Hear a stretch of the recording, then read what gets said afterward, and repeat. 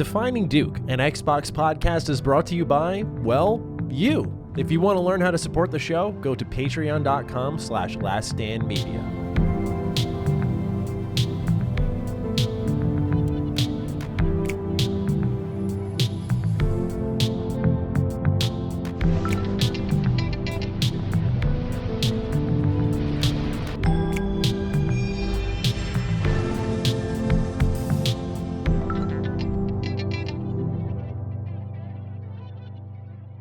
Salutations, everybody. It is Matty here today, and welcome to Defining Duke, an Xbox podcast. This is episode 6. We hope all of you are doing bad. I'm going to go with bad this week, Karak. Bad. All right. This is Karak with ACG. We're hoping you're doing really just bad. Yeah. Just not good at all. That's why we're here, though. We're gonna elevate your day. Exactly where I was going with it. That's entire what it is. Yeah. I think I'm going to join you, by the way. Your spectacles are on. Dude, my eyes are killing me. Yeah. Sorry to everybody. This is not me trying to. I'm going to join. Be a jackass or a rock star, but these lights are like, it's right in your face. It's trying to light you perfectly, and then all it does is make your eyes feel like they're going to explode. They get sensitive. Yeah. It's like an irritant. They do. It's funny whenever I put on these gunners, I get told I look like Tracer, which is an interesting thing. But anyway, welcome. This is Defining Duke and Xbox podcast. For those of you who are new here, we hope you're doing just decent. But for those of you who've been around for a while, like I said, bad. You're due for a bad day. For about 6 weeks now, we've been wishing you okay days, good days. You're due for an awful day, and a pick me up is right here for you. So hopefully you're on the upswing now.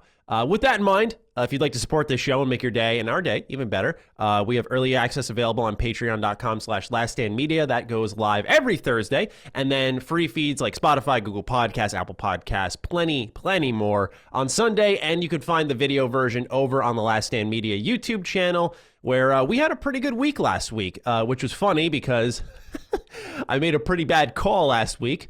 We tried to do a little curse jar. Oh. Still got the curse jar here. We're not going to talk about it too long here. We're just going to roll that back. If someone wants to count the curse words and drop a comment, we'll do a quarter per curse. Call it there. But for me, it was just a dumb call. I apologize to Karak off the air because I thought it was just a really, really stupid idea afterwards. And once we saw the feedback, I went, yep, okay, we're not doing this. So we want to keep the conversation flowing. We want to be authentic, true to ourselves. So we appreciate your feedback, keeping us in line, and we will not make the same mistake twice. So once again, if people want to keep us in line for the charity, just leave a number. Someone thumbs it up, and we'll go from there, and we'll do a quarter per curse word. We'll honor that. Mobile ratings are near 300. We appreciate that. You guys continue to push us on that platform, and we really do need that more than anything, so thank you so much. And last for the kind of cleanup here in the beginning is a Defining Duke Ultimate Episode 2 is live. Dustin joined me for that one. And we talked about if Gears were a PlayStation game, where would it sit for PlayStation gamers? We talked about smart water in the airport, airport prep food, what you have usually before a flight. Just really random banter on top of additional Xbox conversation. So if you're a patron, that is available for you. But with that, a couple of minutes of cleanup out of the way, Karak, how have you been? And more importantly, what have you been up to, man? Finished that werewolf review, and then we finished started the Persona Striker stuff.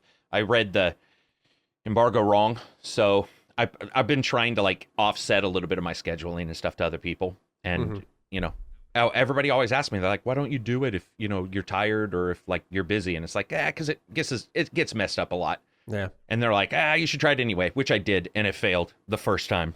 Like that's just sort of, I did it, and I was literally in a Discord, and a thing popped up and said Persona Strikers reviews, and I just looked at it, and this has happened in our past, at times where like the wrong embargo or the wrong day, or you read Pacific Standard Time and Eastern, and I just did that thing where I looked at it, and my brain for a second went, that can't be real, because I thought I had many more days, and then I was just like, nah, it's real. No, it's funny you mentioned that because I saw the reviews go live. I was told a different date, and I saw them went, what the fuck? Wait, what? And I saw your tweet, and then I looked at my embargo, and it was still that same date, and I went, what?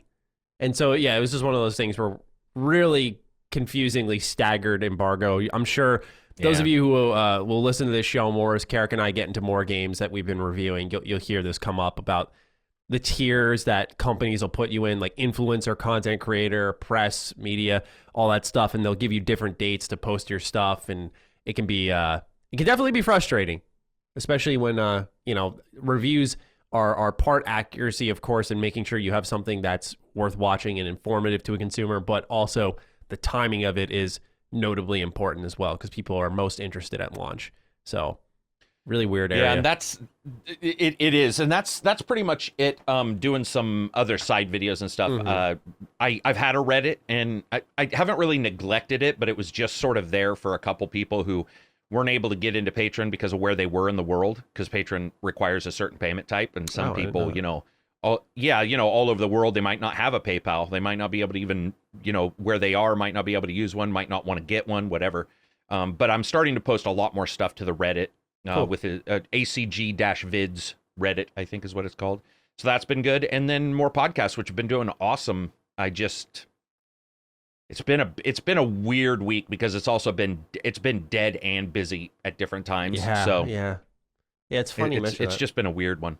Yeah, because for me, it's just been a lot of news, and then it kind of just fell off a cliff after last week with Mass Effect. It's just like, and so yeah, we have a lot to talk about this week in the terms of Xbox news, but sometimes that's relevant to my channel, sometimes it's not. So for me, it's just been working on that Persona 5 Strikers review. I got about 35 hours in it now, so definitely nearing completion on that. And then we'll have that wrapped up for the embargo date I was given. I'll have my review out outside of that, though. Quiet month. Just kind of looking forward to catching up more on the backlog. Gonna go through Gears 4 and 5 after I'm done with Persona 5 Striker, so I'll probably be talking about Gears again for like the next 10 episodes of this show, so prepare your ears. But yeah, just a couple of comments to start from the audience. Not the intro questions, just corrections, thoughts, little things that we can just tag on here. Forrest wrote in and say, "Hey, Peppy Matty and Potty Mouth Karak." I like that one for you, Karak. I have no question or anything. I'm just writing in, letting you know the JRPG you guys talked about in the last episode for Xbox 360 was indeed The Last Remnant, published by Square Enix. Anyway, hope you both are doing well and keep up the great work. Loving the show. P.S. Five Guys is overrated. Smashburger is where it's at. Okay, that's fine. You can have your opinion. So Last Remnant was the game, Karak. So we did manage to narrow that down, but it has now been confirmed by the audience. I also got some tweets on it, which was cool. To have shows people are listening. Post it, because and I just couldn't remember which one of those. It was one of those B tier, So it's always hard to remember the exact name. Casey Wright also wrote in, and I quote, "What the fuck, paying $20 for some water? Do you not own a cup or have a sink?" All right, Casey. So I am pro-environment, and so I did not really wear that on my sleeves or in my hand. In this case, I still have my smart water bottle here. It's the last of the bottles I purchased before last week's show, so I need to break down the situation here in the studio. I need to give everyone the lowdown real quick and early. So, in the studio here, it's away from my house, and normally I had water, but unfortunately, now the sink shoots out this murky, cloudy, disgusting looking shit. I don't know what happened. But it does now. If I turn on the hot water, it shoots out like fucking muck. It's this dirty ass. It's disgusting. It really is. And I take good care of the place, gross. So I'm sitting there like, what is it? So I do not drink that. Even if I filtered that, I'm sure I would catch 18 different diseases. So I have to bring bottled water for the time being until someone can get in and clean that up or fix it, whatever's going on there. And so, yes, I do own a cup. I do own a sink, but I have to resort to bottled water for the time being and go against the very things that have built me, which is no plastic. I usually at home refill cups, though. So I appreciate the concern that was floating around the comments, some patron posts about my water bottles. I totally understand it, but that is what was happening. So with that, Karak, let's get into some warm-up questions from the audience that you can submit over on patreon.com/laststandmedia. By the way, 60+ entries, the most comments we've had since our first episode. So people are really rolling in, and we appreciate that. Continue to write in because, like I said, even if we don't get you on the main show, which most of you do, we still have Defining Duke Ultimate where a lot of those questions can carry over into that. So do continue to post, ask your fantastic questions. First one comes from Cameron C. "Hey guys, is it strange that Square Enix has not given more details about Final Fantasy VII Remake coming to Xbox and PC recently? We were about 2 months away from when exclusivity on PlayStation will end, and I feel like this could be a big game for Microsoft to push on their platform. Thanks, and have a perfectly adequate day." Thank you, Cameron. Hope you're doing awful.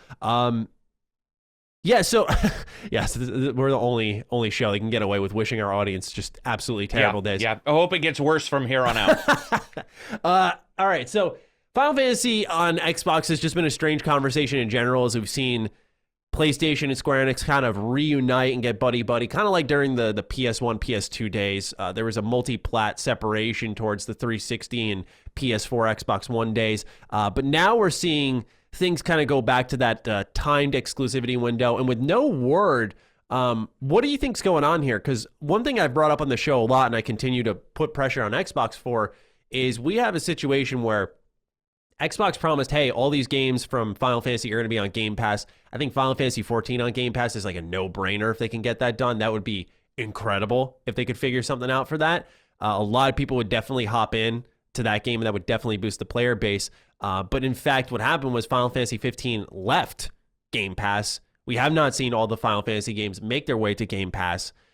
We did see recently Zodiac Age get added, which, that doesn't count. That's a horrible game. So with 7 Remake kind of just being stuck on PlayStation here, what do you think's happening behind the scenes? Like, what is your, I guess, speculation at this point? I would just assume it's Square. I mean, Microsoft can only say we want it. Mm-hmm. So they get to choose, and my assumption would be a little bit like the VR version of Resident Evil 7 is that Sony's paying for longer exclusivity, which they can do. Yeah. Yeah, they can. I mean, there won't be a deal in the future for Microsoft if Sony is still paying them to not make that deal, which the original deal was for that. So I would assume, just like anybody, they would be just continually doubling down on it.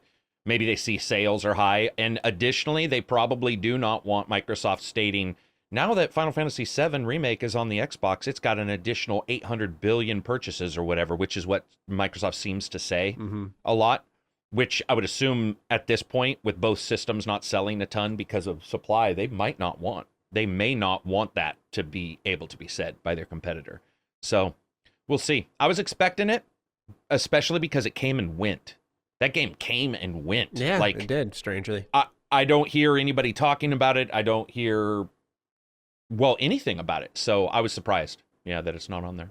My bigger surprise is less of the Xbox side of things, and really that there hasn't been a next-gen upgrade. I felt like that would have been priority number one. Right away, that would have been one of the first games I thought of for PlayStation that, hey, day and date, PS5 launch day, we got a little next-gen upgrade, 60 FPS. We updated some of the resolution. I was very surprised that actually wasn't something that they've done yet. Maybe they're doing more. Square Enix has been away trademarking on various Final Fantasy Crisis Core Crisis Core Final Fantasy 7 related trademarks. So they've been going crazy with that. I imagine something's happening there. Whether it's a remake of that game, we don't know yet. That would be very exciting to see. Or if they're doing a DLC/expansion with Zack, that would also be interesting to see how that all pans out. We don't want to get too deep into that. But yeah, there is tinkering behind the scenes that something is happening. And so we will see. But for the time now, we can really only speculate with 7 Remake what's happening.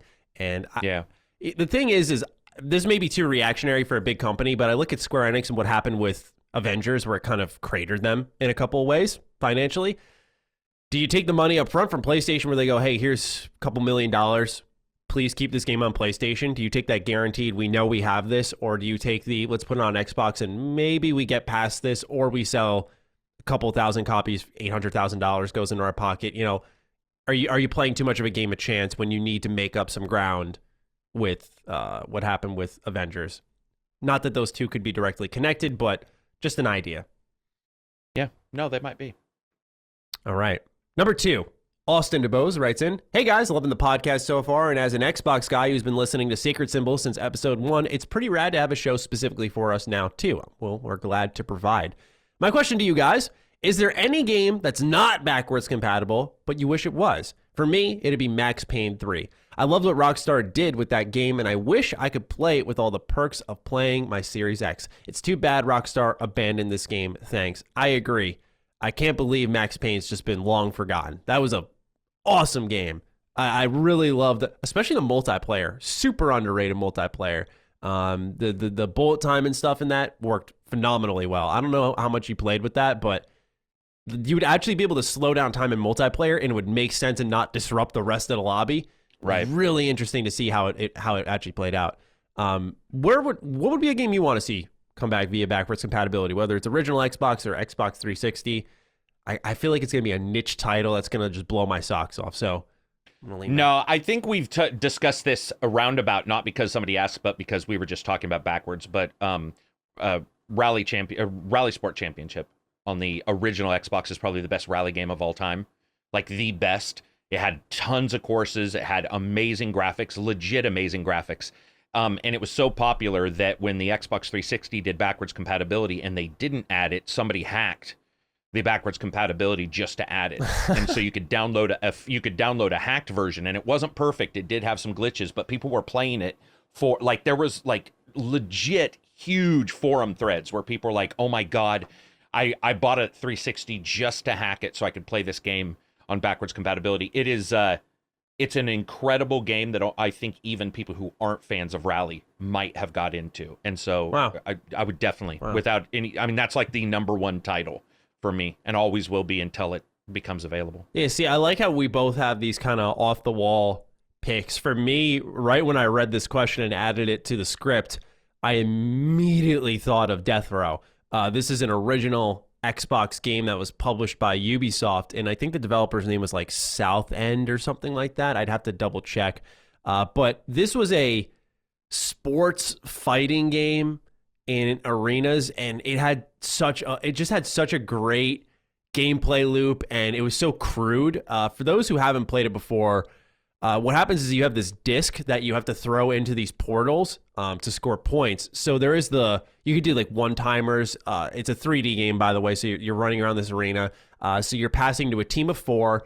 You're trying to score on this disc through this portal. But like I said, it's a fighting game. So everyone's got health bars. They got life counts. You can tactically take them out with with like sweeps or grabs or all of that stuff. And you can, once you knock out one of their lives, they're temporarily downed until they can mash enough buttons to get back up. And so you could use that 3-on-4 opportunity to score a couple of points extra. And so there's a tactical nature to it all. But like I said, it's very crude. Like you have the taunt button, and you'll pretty much flip people off and curse at them and like go ass wipe. And you could sign people in your career mode, so you can you can do sponsorship deals and then sign new players. It's so weird, but it's so good. It would do incredible nowadays, I believe, because it's that mix of arcade, sports, skill, fighting, and it's just got its own personality. There's never ever been anything like it. It's a game that since I bought it, I was younger when I bought it. God bless my parents. My God, dude. I mean, they bought me friggin' Death Row. But ever since I've owned that as a kid, I've never traded in that copy. It is completely beat up. It's used to shit, but still works. And I keep my 360 around for it. I wish I could play it on my Series X or S. That'd be so nice, man. I love that game so much. Have you ever played that game, by the way? I feel like I've asked you this before. Yep. Yeah, we did. But yeah, I have played it. Your thoughts? Liked it a lot. No, I liked it a lot. Hell yeah. I liked it a lot. In fact, I didn't know the name, and then you I think it was one of the first times where we talked about Xbox, not years and years ago, but maybe a year or two ago. We were randomly talking about Xbox games, and you brought it up. And in fact, I may have actually brought up Fusion Frenzy, and then you brought up that. Fusion That's Frenzy how it is another happened. good one. That's I brought up back. Fusion Frenzy, and then you said right, and then because I was talking about it being on the disc for the Xbox magazine, and then you were saying there's another game, and then I had played it, and then you had informed me of the title, because I had forgotten over the years, had just forgotten the title. I can't blame you or anyone for forgetting about it. It's just kind of lost to time, man. I don't know if they'll ever bring it back unless Xbox just has that day where they go, yep, we're doing all games backwards compat. That's the only chance it has, but there's not a real demand for it. But there's always hope, because there's a game that is getting re-released we'll talk about in our news roundup that, wow, very surprising. Number 3. Kyle Toker writes in, what's up, boys? I have to know, what's the Xbox juice that Karak is always drinking? Keep up the amazing work. Oh. I'm going to actually drop the name of a company, because I don't have an affiliate link, so I feel comfortable doing this. It's Rogue. It's Rogue Energy. It's an energy drink. And it's one of the few ones I've ever liked the taste of. It's a scoop, you put scoop. But I can't just drink an energy drink by itself that I scoop together. I can drink a Monster or a Rockstar fine, but I can't drink these, so then I mix in Mountain Dew. Actually, I don't even Holy go with Mountain shit. Dew because I got to save money. So this is called Dewdrop, and it's a fake Mountain Dew. Won't even show up. It's a fake Mountain Dew from Fred Meyer. I don't know if you have Fred Meyer there. You might have Piggly Wiggly or Kroger. Do either one of those sound familiar None of those on the sound East Coast? familiar. Okay. So Fred Meyer is probably the biggest Pacific and mid-USA, like normal stores other than Walmart. And so they carry these fake pops, and one of them is called Dewdrop, and it tastes just like Mountain Dew, Okay, which is so to say Walmart sugary does citrus. great value. It's kind of like that. I'd say a more popular. Right. Okay. And Safeway does I can't remember their name. They have a very popular like fake, generic brand. Mm-hmm. But yeah, and that's it. And I just mix it together prior to the podcast. I have pretty much one a day. No more than that because it's a lot of I'll drink pop all day, but this shit's a lot of caffeine. Even I can tell, which is pretty rare. If my heartbeat raises above its already rapid bumblebee-like heartbeat, then I know that there's a problem, and it does with this. I'll drink it, I'll be like, whoa, that's a lot. Have you? I've always been a fan of just getting the generic brand soda. There's never been a difference to me. You know what I mean? Like I've never noticed. Oh, absolutely, dude. I have people all the time. Well, maybe a cola has a weird, especially like a Safeway or Fred Meyer cola, Yeah, it can normal be a cola. little They have a flat, weird syrupy. Right, but anything citrusy, because it's citrus, is pretty easy to hide. Mm-hmm. Citrus is, by the way, is much easier to actually fake than cola. So, like chemical wise, and because let's be honest, that's what it is. Yeah. Chemical wise and stuff, it's much easier to falsify. I also like 7-Up and Squirt. Squirt is something that's Pacific Squirt? Northwest too.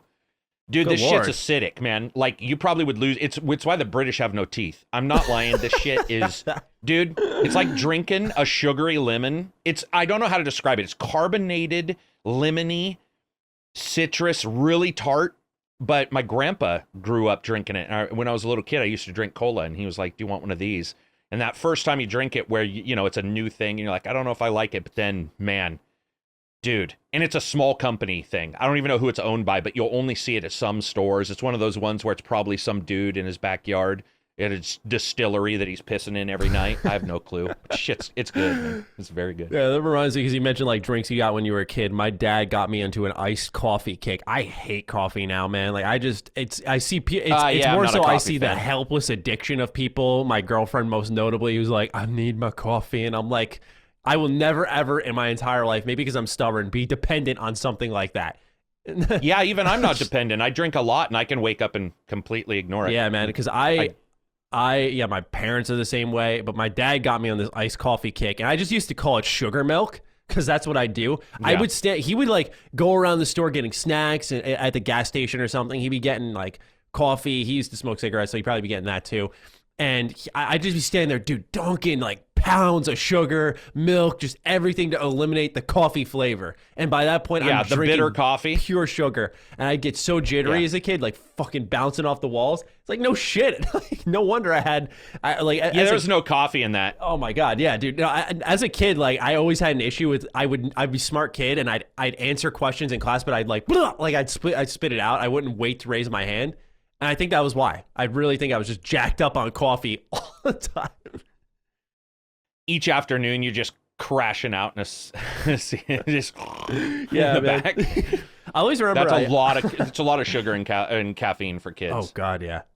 Yeah, but I mean, it wasn't like an incredible amount, but yeah, there were definitely a couple of times it was usually on the GameStop days. My dad would run a couple errands and he'd take me to GameStop, and I needed to be hyped for that. I needed to have good energy to get in there to buy my games, to speak for myself against the overbearing GameStop employees. DLC sellers. Yeah, the DLC sellers who were trying to push Mass Effect 3's day one on me, and they succeeded. Promethean. Yeah.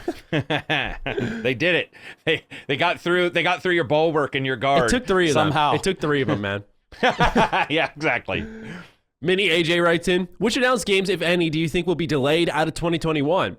We've seen many delay announcements over the past year. Do you foresee any more to come? Loving the show. You two are fantastic. Also, shout out to the Pogged Up Discord. Hell yeah, Discord's awesome. The server that we got. I don't hop in enough there, but we appreciate those of you who are always chatting. Yeah, so what's a game that you're looking at this year and you think, it's probably going to get bumped back? Of course, Prince of Persia was one of the delays that happened that I think most of us were just really anticipating. How far back did Far Cry 6 get pushed? Because I feel like that's just way further out. They have not talked about that at all. And so Yeah, I last time I opened my mouth on this, I fucking was on like 85 websites. So guess with me, Karak. Is it all on me? Well, I mean, you've already guessed some. I'll just, yeah, like if you're not hearing about stuff, there's a reason. Yeah, and I think the current virus issue is pushing some of these. And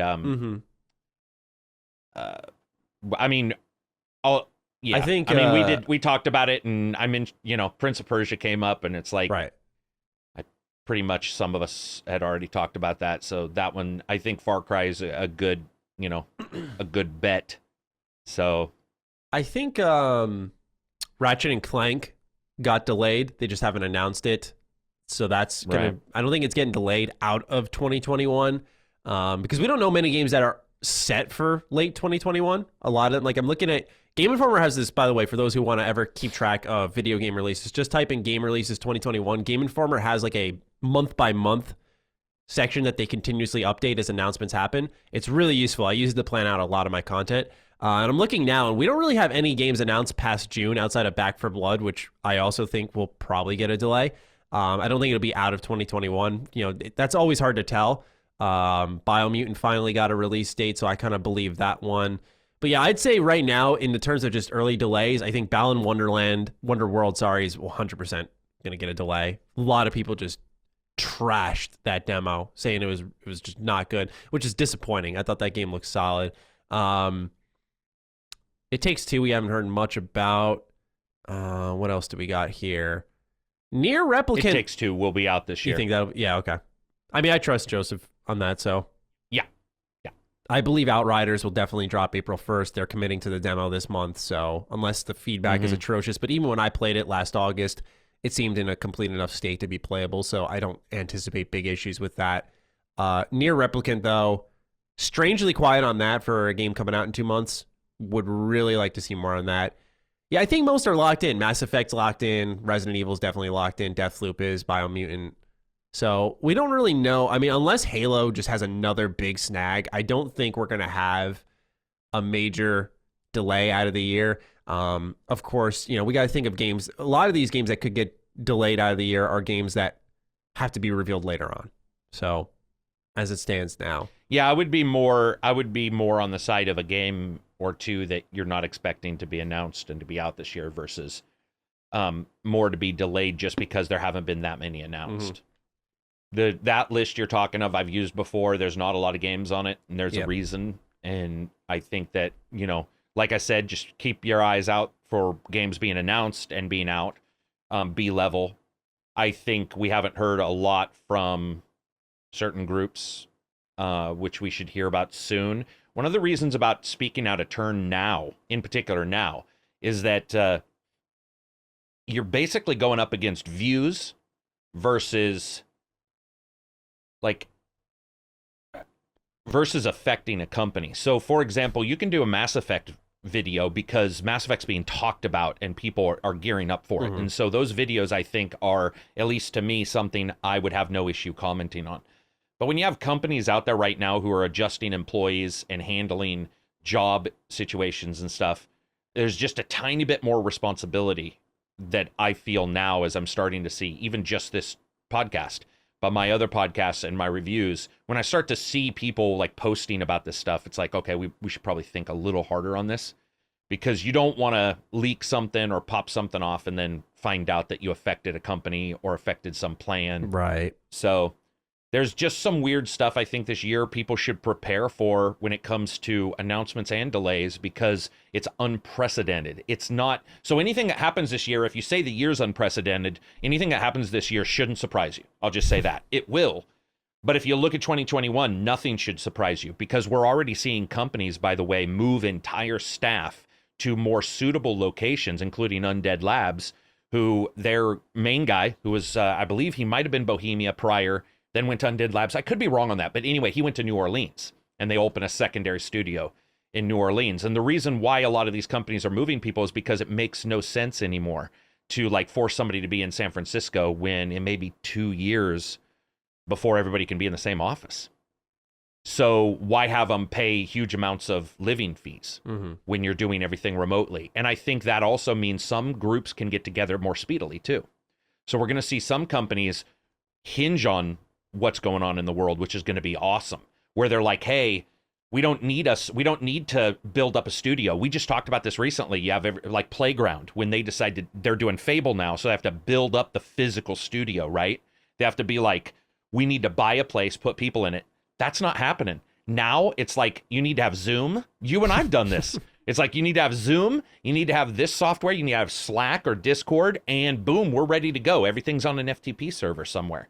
And I think that's going to cause a quicker turnaround on some games. Yeah.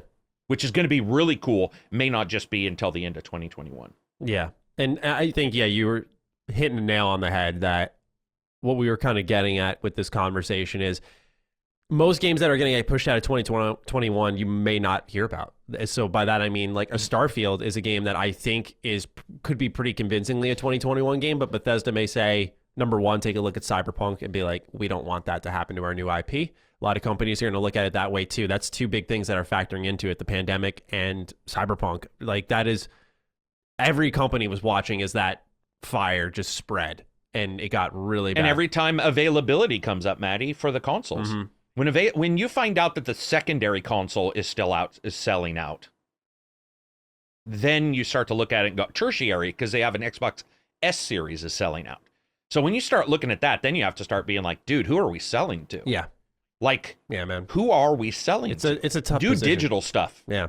You know, digital stuff, I think we'll see more. Deals would be great, by the way. I know Ubisoft is announced. I don't know if you saw this. Ubisoft says they're going to talk about their idea of $70 games. Did you hear about that? No. They're going to either in the next couple days, I think they're going to like discuss the cost of games. I would love to see a company go the opposite way and be like, well, since we're not doing physical, we're going to go $10 less. It won't happen, but that would be amazing. It makes sense, but yeah. Because wasn't a lot of PC games that sit at $50 because they have no physical packaging. It's just you're downloading a game where you could pay $60 and get it physically. So it would make sense in that manner, but it'd be so good. It'd be so nice to get more deals. I agree. I think it'd be good for everybody. Cody Richter is our last intro question, and we'll get into the news. Hey, Karak and Matty. Am I the only one who loves the Xbox Series S? Every time I see people talking about the next-gen consoles, it seems like the Series S is treated as the red-headed stepchild. As someone who is mainly a PlayStation gamer, this all-digital console is my perfect Game Pass machine. Sure, if someone mainly games on Xbox, I can see why they would prefer the Series X, but for how cheap it is and how it seems like it's easier to get than the X and PS5, why does it seem like a lot of people just don't care? How do you guys feel about the Series S? Thanks for another great episode, guys. Keep it up.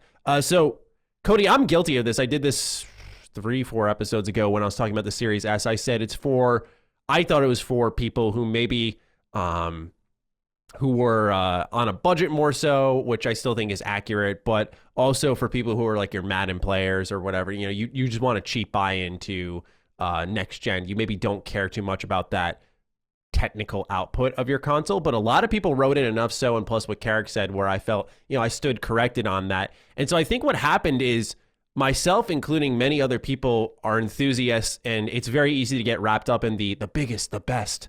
And so while the Series S is weaker in some regard, it still is a next-gen console, and it still can do some impressive things, as Karak and I have continued to highlight in this show. Examples like that are our main example, one of them being Watch Dogs Legion having ray tracing. Like, that's incredible for that little system that you can get for very cheap. So yeah, I think it's really just that the enthusiast conversation, and it's about, and you'll see this a lot with YouTubers and games media, and I try to not get wrapped up in that, but admittedly in this case I did. You'll see a lot of them kind of get in their own bubble and talk from their own protected bubble where, they have all this equipment. They're like, well, I own both the Series X and S, and clearly the X is better. This is why you should have it. It's like, not everyone has that privilege or that money. So I think that's really a big part of it. They're kind of granted that type of lifestyle, and they can't look beyond that. Where for me, it was more on a tech front, just because coming from a background that had $0, so there is a value there, but it's definitely something I think a lot of the conversation shifted because it's been just pounding in headlines of it being inferior. Yeah, and I mean, You'll see it, especially with console fanboys. One developer will say it's holding us back, and the next developer would be like, it's not holding us back at all. We do this all the time. Now, I think that has less to do with the hardware and more to do with the developer, if they've had PC experience with multiple configs, that kind of stuff, right? So, I mean, I'm just going to default to the experts who are the developers. So if the expert at a development company says it's holding us back, I will default and say it's holding them back because of their knowledge and what they're putting together as a game. Right. And when another company states it's not holding us back, it's exactly what we're accustomed to, I'm going to default to them because, again, we've said it multiple times, the uncomfortable thing that no one wants to talk about in gaming is resources and talent. And people think talent means inborn and better than. It doesn't. It means trained as. So if somebody is trained for multiple configs and they're accustomed to it, they have a talent for that, or they have the ability and resources to cover that, where somebody else may not have the money, ability, resources, or talent, inborn as well, to do that. I personally think it's awesome. I have since day one, but I'm the type of guy who, if there's a knockoff pop and a real one, if I can't tell the difference, knockoff pop every day and twice on Sundays. Well said. That's how you tie it all around right there. Yeah, and to me, multiple ones of my friends were like, dude, I may get a more expensive Xbox X or PS5 later, but I can't find one, and I found an S. Should I get it? And I'm like, listen, man, you can always return it. That's one of the things that people need to remember. Games, systems, you can almost always return them. And I'm like, you could always return it. And dude, there isn't a single unhappy owner of one. So even the Division 2 update that just came out is 60 frames. Yes, it's a lower resolution than the Xbox Series X, but it's sharing the same fucking special effects like pipeline. And so people who don't have a PC for whatever reason or want to do Game Pass and that, but they want the Xbox version of Game Pass versus PC, dude, I'm not going to fault them. I'm not going to fault them for getting that, which is still less than an okay video card. Mm-hmm. It is still less money than an okay video card. I see these arguments all the time, and I think that one person's value, I'm just not going to diss on it, man. I get there are issues with it. It's a smaller hard drive and all that kind of stuff. But I got to tell you, man, like, I just don't, everybody I talk to, no one's unhappy with it. So it's like at some point you have to just be like, well, obviously it's working for those people. 100%. They're very happy with jumping in and getting a bit better this and that. I think also, Matty, one thing people forget is the Xbox X didn't sell billions. Right? It sold well, and the S can either equal it sometimes, maybe sometimes a little less, and then sometimes do more. And so I think a lot of people just jump to that. That's the default, is the Series S, because they're like, hey, it's as good, but it's also got a faster CPU and all this stuff. Right. So makes sense. 100%. Yeah, and I think that console will continue to do well. And Microsoft probably has no issue with how much money they made off of third party the last number of months at the end of 2020. If you're buying this as your Game Pass machine and you're using it on occasion, they're doing just fine if that's your backup console and you're having that. Well, I can have my PlayStation and my Xbox if I get the Series S. It's like they're like, yeah, bring it in. Come on, we need you. So they want that. And Matty, you can stream from your console. People are not understanding it's not just xCloud, man. Mm-hmm. You can stream from your console to an Android device, and there are some games that are on the console that aren't on PC. It's crazy to be streaming a game from my console, no lag, because it's local network. Like, there's a lot of crazy stuff you can do on those systems. So I know, dude. It's awesome. I'm happy that people got something out there that, can really fit them. All right. Well, that's about it for our intro questions. It's time for us to get into the news. So this isn't our number one, but this broke last night, right into this morning when we were getting ready to set up to record this. So we just wanted to add in, continuing our conversation from last week where, we're having good continuity with our episode titles. I try to be very thoughtful with them so that they don't just, like our Xbox Live Gold one, that was kind of like old news by the time we actually had our full episode out to the public. But for the most part, we've done really well with that, where we talked about Bethesda's clock is ticking on that deal with Xbox and how the EU is reviewing it. And now we do know that the deal is being approved by the EU, and that they are going to merge Bethesda, ZeniMax, all the Bethesda studios underneath this new subsidiary called Vault.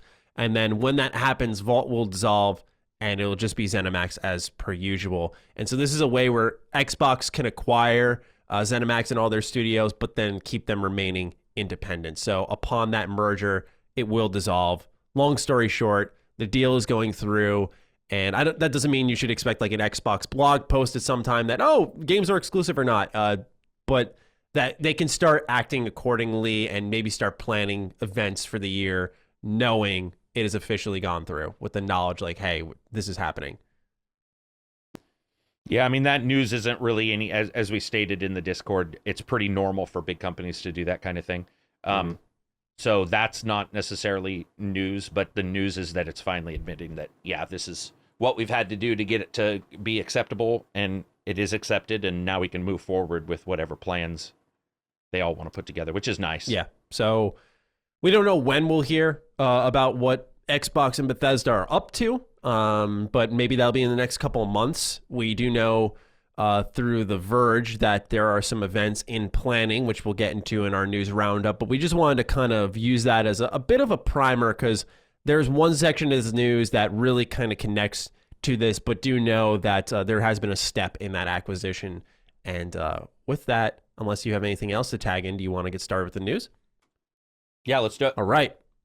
Number one. After years of attempts, Warner Bros. Has finally managed to lock down one of their most recognizable mechanics, the Nemesis system, which was introduced in 2014 with Middle-earth: Shadow of Mordor, and this allowed for players to have meaningful encounters with enemies across the open world as they would recall your prior battles, for example, thus giving depth to random NPCs. The patent covers, quote, Nemesis characters, Nemesis forts, social vendettas, and followers in computer games, end quote, as well as social conquest battles, which we saw in Shadow of War, a mechanic that would allow players to attack each other's strongholds. The patent will go into effect on February 23rd, and from that point onward, any developer who wishes to use the mechanics within this system will have to contact Warner Bros. About the license. The patent can remain up until 2035, so long as Warner Bros. Is willing to foot the bill.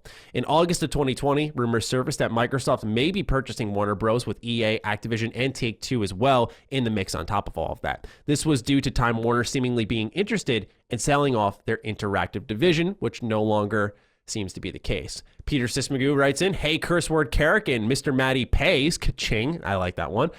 Could you explain a bit of what this exactly does for video games now that Warner Bros. Successfully patented the Nemesis system? Will we no longer see a foe that remembers us as a non-Warner Bros. Title? I feel like it's such a broad term, more like a concept rather than a specific thing. Plus, when do we hear anything about the next Mordor game? It surely has to be in the late stages of development. All right, Karak, so I don't know if this is the first we've really ever seen of this, but it's the first I can personally recall. And the way I look at it is, I don't want to overreact, but I think it's a very dangerous step forward. And more to me, what this says is that a lot of suits still view gaming. I saw someone tweet this and it was well said. It's like they view gaming as technology and not as an art form. So it's like patenting a camera technique or something along those lines for movies that help build a certain atmosphere, and that you can no longer do that. And that part of art is taking inspiration from other projects and evolving those ideas, bringing them forward, carrying the torch, and constantly competing to further the medium. I feel like it's a fundamental misunderstanding of what gaming is. I feel like that's kind of what this is to me. Yeah, I mean, so Microsoft patented achievements, basically giving out-of-game rewards for in-game achievements, and they've never come after anybody. And then you have Namco, I believe, copyrighted mini games during loading screens, which we have not seen another game since they did that. So that does indicate that people probably looked at it and were like, yeah, we don't want to overlap on what they're doing. With Warner Brothers, the thing to remember is they've been trying since 2015 to patent this. Mm-hmm. This is their 9th attempt, I believe, and this was their last attempt to get it passed. And what was going on was, if you look, so I studied this for about 11 hours the day before yesterday, thinking I was going to do a video. I can't remember what happened, but I wasn't able to. So studying all of the patents and fucking going cross-patent and looking at all this crazy shit, the one thing I have been telling people is don't worry so much about the past, worry about the future for Warner Brothers. There's a very particular reason, and you can follow this if you follow the patents and you follow the games that Warner Brothers is suggested to be working on. There's a very particular reason why they were fighting for this patent, and I'm sure you'll see an announcement of a game soon, or soon as game time, maybe 6 months, where this becomes a thing. But we also do have Nemesis stuff in other games. Grid had Nemesis. The Codemasters racing games, Formula One Assassin's Creed had something like that too. Assassin's Creed has both the mercenaries as well as the there's another name, the Fatanks. So both of those, the big difference between those though, and the difference I could find in the patent, a great deal of it had to do with them remembering, upgrading, and changing their own place within their own tribal rank. That's the big thing that these guys continually hit on in their patent, is it's not just a bad guy coming to you. It's not even just a weakness or a strength being adjusted. It's that using and utilizing visual and audio cues, you will find out something has happened, which is, of course, seeing the update as people kill each other in the orcs, but also their ability to move up in a completely separate, unrelated rank by doing so, which we haven't seen a game do. So I think what you're going to see is a lot of companies shy away from trying to do this kind of stuff. It is sad because it doesn't make a lot of sense, because Warner Brothers themselves haven't gone out of the way to have another game like Batman. Imagine in Batman, you're down there, you're fighting people, you get knocked out by a guy, and you have to restart, and now that guy is a mini boss, you know, or something like that. We don't see that in their games. But it could be because they were doing all this to gear up for the future. They didn't fight this hard multiple years to do nothing with it. A little bit like Bethesda selling to Microsoft. So I have a feeling you will see some, you know, some stuff on their side. But it's sad. It is. It's sad. Yeah. Because it's a good idea, and I don't like the Nemesis system. At least I don't like Warner Brothers. I saw some video from like somebody who's pretty well there was somebody who did a video about the Nemesis system recently. Right. And I was watching it, and the stuff that they were talking about, I was like, dude, I don't know if I didn't play the game this person played, but that thing was just legit broken. It was legit broken. Like, things just made no sense in that game. No narrative sense. People would come back with completely different weaknesses or strengths than what I fought them with. It was just dumb. But what I'm worried about is that people won't be able to build on the idea. Yeah. Which sucks. Yeah, and that brings us to Mike Poe, who also wrote in on this topic. Salutations, Matty and Karak. Warner Bros. Request to patent Monolith's Nemesis system was recently approved, and I've seen reasonable arguments for and against the move. I personally think it's an unfortunate roadblock to creative iteration, but I confess I'm ignorant when it comes to the history of a move like this. Are either of you aware of other instances where a publisher has patented a developer's game mechanics? Is this common practice that's being overblown, or is it a highly unusual move that's being rightly criticized? I'd love to hear your thoughts and keep up the good work. So, Karak did mention the Namco minigames. That was one I remember hearing about. We haven't seen that since. But to kind of build on that, Microsoft with the achievements. Yeah, exactly. So to kind of build on that a little bit, to me, it's the creative iteration. And it's ironic because when you look at Shadow of War, I didn't play this, but I did play Shadow of Mordor, and I liked Shadow of Mordor a lot. The reason I stayed away from Shadow of War is because I saw the end game grinding, the true ending stuff that you had to go through, the microtransactions. And then when they finally removed it, it was way after the fact where they had absolutely gotten all the money they could. And it was kind of a public image move rather than responding to consumers. But when you look at at least from what I played of Shadow of Mordor, it's funny because I see so many elements from other games. Like I think, for example, Ubisoft free running from the Assassin's Creed franchise. I look at something like that and think, like you had no problem taking that. You borrowed free flow directly from Batman, even if that's underneath Warner Bros. Still, you borrowed a mechanic to give your game more flavor. Now you did it though that the evolution there was instead of Batman breaking arms, you were chopping orcs' heads off, and you had supernatural ability. So there was that element there that kind of iterated, moved it forward. So it's just to me very ironic that you have a game that does exactly that, and then goes backwards with its own system that's kind of its defining feature and protects it in its fortress, legally speaking. So I just think that's the unfortunate part. I do think the idea here is you're going to start to see this spread throughout other WB titles. Like a lot of us had speculated for a while. I thought when they did Nemesis that we would see this across the industry. I was not aware, though, up until this went through, like I think many people were, that they were attempting to do this for 5 years. And so I think to myself, that's probably why we didn't see people trying to get in and do it outside of maybe a Ubisoft here and there. But yeah, the Nemesis system, I think is something that I liked it. So I wanted to see more of it, but now we'll probably see it in other Warner Bros. Titles like a Batman game or something along those lines, because we don't know what Gotham Knights is going to bring to the table in that regard. And speaking of which, I might add that to my delay list. I think that's going to get pushed back, personally. Knights? Yeah. Interesting. I think. I would be thrilled if it didn't, by the way. I think that game looks awesome. I like the idea of co-op. Yeah, I'm interested Batman. in it for sure. Yeah, but I wouldn't be too surprised with that. So Warner Bros. Is locked down Nemesis, and it looks like no one's going to be able to, unless they want to pay, make use of these mechanics. And most times, as the industry has suggested, they will just pocket their cash and say, we'll find another way. So if you like Nemesis, keep an eye on Warner Bros. Games, because that's the only place they will be moving forward. All right, number 2. Halo Master Chief Collection has enjoyed a successful bounce back due to the continued support by 343, additions to the overall collection, as well as the expansion over to PC. However, it's possible that this group of classics could find itself on other platforms thanks to a tease on the latest weekly flighting and development update for the game. The update reads, quote, "If all goes well, later this month or early next month is when we plan to roll out the next public flight.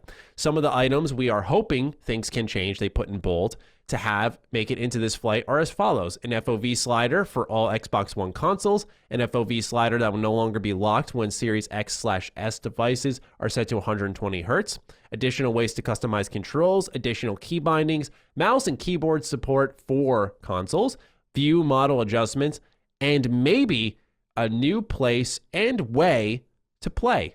Speculation is set in, with ideas ranging from the Epic Games Store to Tesla to even the Nintendo Switch have cropped up.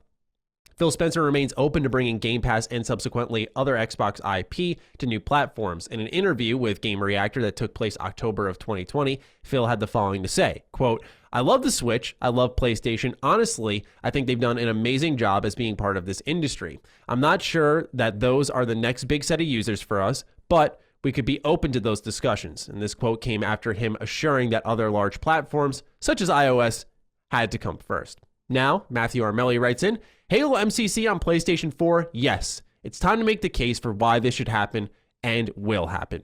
Firstly, Halo MCC is a collection of old games, 10 to 20-year-old games. There's an entire generation of PlayStation gamers who have never experienced this franchise before. Secondly, Xbox is playing from behind with a massive 3-1 deficit. Launching Halo MCC on PlayStation with Infinite on the horizon could lead to some massive uptake in Series S sales when the Sony boys crave some of that sweet, sweet Chiefy goodness. Finally, Xbox is playing an entirely different game now with Game Pass and Day 1 PC. Exclusives don't mean what they once did to Microsoft. Of course, Infinite isn't on the table for PlayStation, but MCC, why not? They have nothing to lose and potentially millions in sales to gain. Anyway, what do you guys think? Am I 100% correct or am I banned? I await your judgment." All right, so let's roll it back here. The comment was, and maybe a new place and way to play. We do know that Microsoft had expressed interest in Tesla recently. A couple of members were joking about that. So it's possible somehow that we could see that in a Tesla. I don't think Epic Game Store is this new way to play, new place, certainly, but new way to play. That verbiage doesn't really match up. I immediately thought of the Switch, but then you look at the file size for the Nintendo Switch, for Master Chief Collection, and obviously that would be dumbed down to fit it on the Switch. I feel like a port has to be happening for that. So what is your guess here? And would this type of big announcement be teased through a flight update of all places for MCC? Is it on iOS? I believe technically yes. Well, I shouldn't. It really isn't, because iOS xCloud has yet to fully roll out. That's happening this spring. So it could be there too. Yeah. I just felt like because xCloud... I think you have... Sorry, go on. I interrupted you. Well, I mean, I just feel because it doesn't say or, it says and. And so to me, when it says a new place and, it just makes me feel like it would be something unique. It wouldn't be it wouldn't be like a console unless it was the Switch streaming. There's a Switch streaming, but then of course you're sitting online, you know what it's going to be like if you're streaming a game. Mm-hmm. But I just think iOS is something Microsoft tried to roll out already once, and it was a big deal. And it makes more sense to me because they had already tried to roll it out once. It didn't work. and they've been working on it since, that in a flight where it's just blurbed out, that makes more sense than a whole new platform that is world shocking. I mean, it would be weird that Microsoft would be like, hey, man, instead of doing an entire event around us going to a completely alternate platform, just go ahead and talk about it in your flight. That just seems weird. Yeah, I'm looking, because I feel like if it was a big platform, they almost wouldn't tease it. Like if they were going to say, hey, we're going to bring it to Switch, why would they do that? So I'm looking at some videos now, and there are people who have streamed this game through their phones, through xCloud on mobile and played it. So I don't know. Yeah, because it's available on Android. I just don't know if it's iOS, which is the big. I was gonna say, does iOS count to that? I don't know. I want to say Switch. Like I want to be a believer of Nintendo Switch because I do think that would be really cool to see. I think that'd be exciting. Taking that on the go, wherever you're going nowadays. I don't know where, if you're traveling that much, but I got to say, I think that makes sense. We've seen Nintendo adopt this new cloud version of their of third-party games. We saw it with Hitman 3. We saw it with Control. So there is the option to stream, and maybe Microsoft wants to take that next step of xCloud Game Pass streaming on Switch. What that can mean. But yeah, it does seem like a weird place to tease something that significant. I would say it probably falls in the bin of a Tesla weird thing or something like an iOS. Yeah, I would say that's more likely where it is. I don't think, Matthew, you wrote in saying that Halo MCC could move to PlayStation and stuff. I do understand your argument of stuff to gain, but I do think there's a degree of, I almost view it like, I was talking to my friends about this. I almost view it as a pricing scheme, right? When you price something too cheap, sometimes I feel inherently that suggests that it's not of value. So let's say, you're making a game and you're like, well, I could sell this for $5 and be fine. But if someone sees a $5 game on an app store, they're probably like, oh, it's garbage. Not garbage, but what's the shovelware? Oh, it's just another $5 game. $15 though, it's like, what's he asking $15 for? And I think that begets you asking more. I feel like the same method can kind of apply to Xbox. It's like, yeah, you could earn more money by saying, let's put this on PlayStation, but I think that sends a very strong message that nothing is really particularly exclusive on Xbox. And it's like, why do you want that Xbox then if you know everything can come to PlayStation? Switch is that ideal middleman in my eyes. I think you give it up to PlayStation. You give up sometimes, for many people, the reason to buy an Xbox. They'll say, I'll just buy a PlayStation and now port Gears, now port this. I think you create a very weird expectation. It's very different from I'd say a Bethesda, where there was already an established, like, this has been one place. Where I feel like Switch, they kind of have something different there. That's just my take, though. It's possible. Okay. So I promised news that would kind of wrap things into what's going on with this merger happening with Bethesda and ZeniMax and events where maybe we can hear stuff going on. So let's get into it with number 3. The Verge has learned that Microsoft is planning special gaming and cloud events for the coming months. The report states that, quote, Microsoft also has big plans for gaming in general throughout 2021, especially with its Xbox Game Pass and xCloud work. Microsoft's dedicated gaming event will likely focus on the company's plans to expand xCloud and its gaming efforts, end quote. Now, while this could easily be washed away as a non-story, it inadvertently developed when a report from Video Games Chronicle surfaced this week about the return of E3. The website managed to get its hands on pitch documents that were also sent out to game publishers detailing a digital event starting June 15th and ending June 17th. The ESA would like to hold multiple 2-hour keynote presentations from game partners, host an award show, a preview night on June 14th, and host other smaller titles.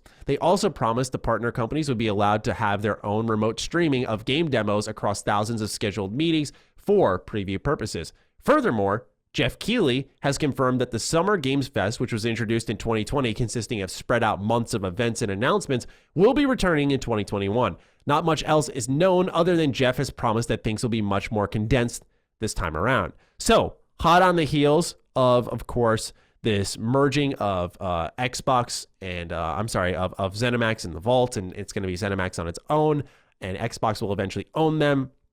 You take a look at this landscape of events coming. Where do you likely see Xbox falling here? Because when you see Microsoft independently doing their own thing, does that come earlier than June, where maybe E3 is doing their thing and PAX is apparently there? When does Summer Games Fest fall? Does that say, hey, we're going to avoid June where E3 and everything is, and we're going to do our own thing in July, maybe, to kind of have the month filled up? Because while a lot of people are very down on Summer Games Fest, I kind of liked having spread out events and things to look forward to and talk about. And maybe I'm biased as a creator, right? 100% could be possible.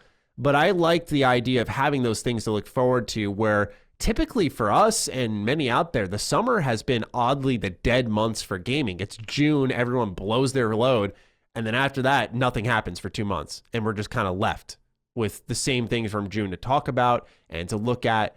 And I feel like we've seen the games industry come around to this rounding out of information and releases, where I look at January and February. These were months that were typically dead after everyone had blew their load in the holiday period, and now we have a little something going on consistently for the last number of years, where big releases are happening in those early months. So, what do you make of some of these events? Where do you think Microsoft falls? And please go on. Give me 1 sec. Actually, I gotta use the bathroom real quick. Okay. So with Microsoft, I mean, as far as I can tell, Microsoft will show up to whatever anybody invites them to, plus their own stuff. So personally, I'm not too interested in this kind of thing, because whatever happens, happens. And I think right now with the current industry, it's really not necessarily required to have an E3. And it's at the same time not something I wouldn't want, because I sort of do like, I mean, I get the idea that he's saying where you go in there and you get all your data and then there's nothing else to cover. But I do like looking forward to that much stuff. What I found recently, especially in the last couple months, year or so, is that things were so spread out that I was starting to get lost. Like, who's talking about what when? And, you know, you get 10,000 people showing up here, and they'd maybe say, hey, man, are you watching this? And you're like, watching what? And then they tell you, and you follow the link. You're halfway late because you didn't know it was going. And then there's another event at a different time. I think one of the things about E3 that was always nice, and most of big events, is that they're at a specific time around the world, and you all have to show up and figure it out. And in a way, the figuring out and the thinking forward to and the planning to get to it was the juice. The juice was knowing that some people from Europe would be staying up late to watch it, and they may hate it, but they were doing it because they were excited. And I think now with everything spread around, it's a little bit more difficult to sort of feel that excitement. And I don't really care too much about, as a content creator, about excitement, because when I create something, it's notoriously late anyway, just because it takes 3 to 4 hours to create a video, let's say, or 40 hours to create a review. And so to you, it's already late regardless. There's still a disconnect. You're not doing it live, where maybe Twitch of an E3 you could be doing live. So I don't care about that so much as consistent discussion around. And that's why when everybody's looking forward to something, I love that. To me, getting in my Discord and seeing everybody talking about games coming up and talking about them positively and what they're looking forward to, what they're worried about, what they're excited for, what they don't know if they're excited for, but they've heard of, and so they're tentatively interested in. That kind of stuff is great. We don't get it right now, and I don't know how to return that. When it comes to Microsoft particularly, though, I don't see them skipping anything. I see Microsoft doing their own event regardless, because they were already doing that when E3 was a thing. And I think there was one in January or February that they always do, or have been doing, which was didn't they do one in Mexico? I think maybe it was a year or two ago. They do those. And I just really assume they'll continue to sort of hold up their own end and do what they can. Also, one thing I do like, well, first of all, let me tell you this. If I can get a somewhat nice mic and a somewhat okay camera and a shitty blue screen or green screen, Phil Spencer can. And this is going to sound weird, but after a certain amount of time, the "aw shucks, we're just like you" kind of mentality that I've been seeing from a lot of these guys starts to wear off, and I want to see a little bit more professionalism when it comes to the setups. I do. We saw that with Jeff doing the Game Awards, where it was the huge green screen. Now, I don't need that, but I would like to see some fixed mics because, damn, you get these people in an event to show a game, and they sound like they're talking like this, and you can barely hear them, and it sounds, or they got a lapel mic, and it's just echo from the room. I think they could step that up, and I think Microsoft's one of those companies I would like to see step up in that particular framework, so that regardless of what they're doing remotely, it looks a little bit closer to a professional presentation. But basically what I said is they've continued prior to even E3 going away. They were doing their own events as well as E3. I think Microsoft will show up to whatever anybody invites them to, wherever they think they can get away with going to. But my big takeaway was, unlike most of you guys, I sort of do like E3 because to me it's the juice of everybody having to go to a specific time. And I've got pretty lost lately, where there's an event at 11, then at 1, and then at 2 on a Friday or 3 on a Saturday, and I forget it, and a friend tells me to jump in, and I'm a half hour late. The one thing I liked about E3 was everybody, regardless if you were Europe or you were fucking Australia, Japan, China, they'd be like, dude, this sucks, I gotta stay up. There's an excitement that's the excitement of GameStop's being in a line to buy Halo. We don't have that right now. We don't have any of that. It's all delivered like this. And so in a way, I almost want one event.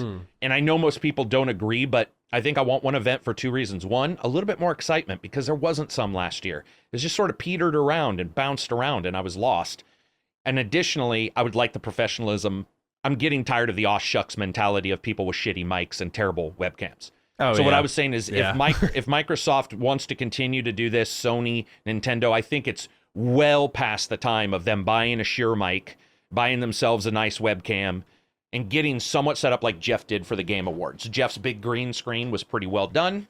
There was almost no mistakes in that. It was very well lit, better than mine right now with my green halo for Xbox around me. I would love for Phil to talk and not sound like he's in a hardwood room, which is what he's in. It sounds terrible. Yeah. And it does affect the presentation. And yeah, that's about it. I mean, it's I'm a little bit different than a lot of people where I sort of miss that hard to get to event. You got to be because there. There's so that many feeling now. you got to be there. Yeah. And then I know you'll be there, or most likely I know somebody was there. Yeah. On the internet. That's why I said, I'm probably a little biased because I liked having a thing to talk about in June, a thing to talk about in July, a thing to talk about in August. You know, that was nice to have. But yeah, in this case here, I understand why people would probably want it in a couple of days and they could go about their business. Because I think what happened is a lot of the viewers and listeners out there got tired of the same thing you were talking about. I got to be here at this time. I got to be there at this time. So I totally get that. And it was I think crazy, that's dude. I think it's a little too much because you never knew when the big thing was going to be happening because they all were hyped up as the big thing.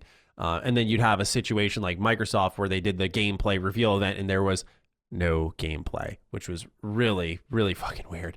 I think as long as the messaging is clear, I think a month of events or something wouldn't be the worst thing. I know with Jeff Keighley, because I think part of the reason these are all spread out is because he has to get everyone on the same page. All these big companies, get them all on the same page. And to get them all to say collectively, I'm going to announce my thing, my big thing next to this big thing, next to this big thing. It's probably a lot easier just to get it all spread out throughout a summer. Otherwise, we will see though. We will see, and it'll probably be an interesting set of months regardless, and give us plenty to talk about. Number 4. Due to both supply constraints of the next generation of consoles from PlayStation and Xbox, it's been tough to get your hands on either. However, when they appear online, they sell out almost instantly, indicating a strong hunger for new hardware. Today, we finally have some numbers that show Xbox is off to a stronger global start. In the United Kingdom, Xbox won January's console sales as reported by GamesIndustry.biz. This would rank in as the first time Xbox's newest systems beat out its competitors for the month since the launch of the new hardware. While good to hear for Xbox, there are 2 noteworthy details that are important. One encouraging, one not so much. The not so great news is that the UK console market is as supply constrained as anywhere else globally, so it's possible that Xbox just managed to have more units available in this region of the world, where PlayStation, of course, is struggling to get their own console out as well. However, the much needed perspective and encouraging sign is that Xbox did surpass a Nintendo console that continues to sell like hotcakes. In November 2020, the most selling console was all PlayStation. In December 2020, it was owned by the Nintendo Switch. So with that, Jake Williams writes in, "Hey, Matty Man and the ACG. We've heard about how the Series X has outsold the PS5 in some countries within the past week, and that the Series X is about 1 million or so units behind the PS5. Do you think there's a chance Xbox outsells PlayStation this generation, even though PlayStation already has such a huge install base and is off to an early lead? I feel like Microsoft has been making some great moves and has the capital to continue to make these moves compared to Sony, which might give them an edge in the long run. Thanks for the awesome podcast." So yeah, a little bit of a win here for Xbox, but how big of a win? Karak, your thoughts? Sure. I mean, it could outsell it. I don't know. I mean, PS3 came back, remember? Xbox 360 was doing well. I mean, admittedly, Xbox 360 quite legitimately had stopped being produced, and then PS3 had not stopped. And so that's one of the reasons why they outsold at the very end. But still, they did. So, I mean, anything can happen and any reason why. I don't see why it can't happen. I don't know anything about them selling more, because I don't track who really sells more any normal month. So for me, I would have to go look at the past months. If the PlayStation 5 sales dramatically dropped in the month the Xbox sold, that would indicate a contraction of the total available sales. If it was around the same number and Xbox jumped up, that's just them outselling. Yeah. So you would have to, so if it was like 20,000, 20,000, 20,000, 20,000, but then it was like 8,000, 8,000, 10,000, 25,000, that has nothing to do with Sony or constrained, because they're both constrained. That doesn't make any sense. But you'd have to track for a long time. 1 week doesn't make anything. Yeah, absolutely. And you know, it's one of those things where, how do I word it? It's not like, I don't care if they're in the lead or not at this point, because I know they have a set of plans outlined that's going to be pretty aggressive, as I think most of us have anticipated. Sorry. No, go on. I was just going to say, I mean, the leader doesn't have Game Pass. So what's the fucking leader got to do? The secondary group doesn't have, what was the remake? Dark Souls? Demon Souls. Yeah. Right? So, like you just said, they both have something. So, I mean, I get it, but it's like, even if I have the leader and if I'm awesome, if I'm like, man, we're selling more, guess what? You're still not playing Game Pass on the fucking thing. So, and on the Xbox, if you have Game Pass, you're not playing Spider-Man on the fucking thing. Mm-hmm. So, that total number of sales, as long as they're close, I think, is what we want. I care about. Yeah, I think that's best. Keep them close. Because then you want those aggressive Game Pass deals, because that benefits you, the consumers out there. Of course, all of us benefit and win from that.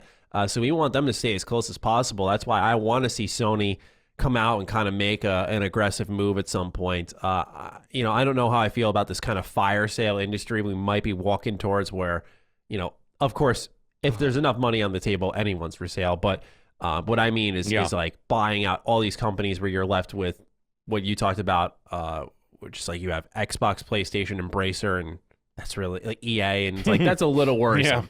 I do want to see them remain competitive, but in ways that maybe we're a little more familiar with, that aren't as long-term costing. And by that, I mean buying the timed exclusivity and maybe extending it like PlayStation did with 7 Remake. Because now you've given the consumer a compelling reason to hold on to their PlayStation or to buy into a PlayStation, and it had nothing to do with first party. So, yeah, I mean, in answer to your question, Jake, of course, Xbox can outsell. We have yet to really see, as some have said, their true power. We haven't seen what the Bethesda deal is going to reap. We haven't seen Fable. We haven't seen Stalker 2.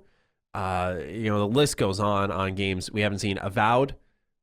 We don't know what In Exile is doing after Wasteland 3 all that much. We have some ideas from job listings, and we know it's going to be a AAA game, and it's going to be an RPG, which is excellent to hear. But that's going to be many years out.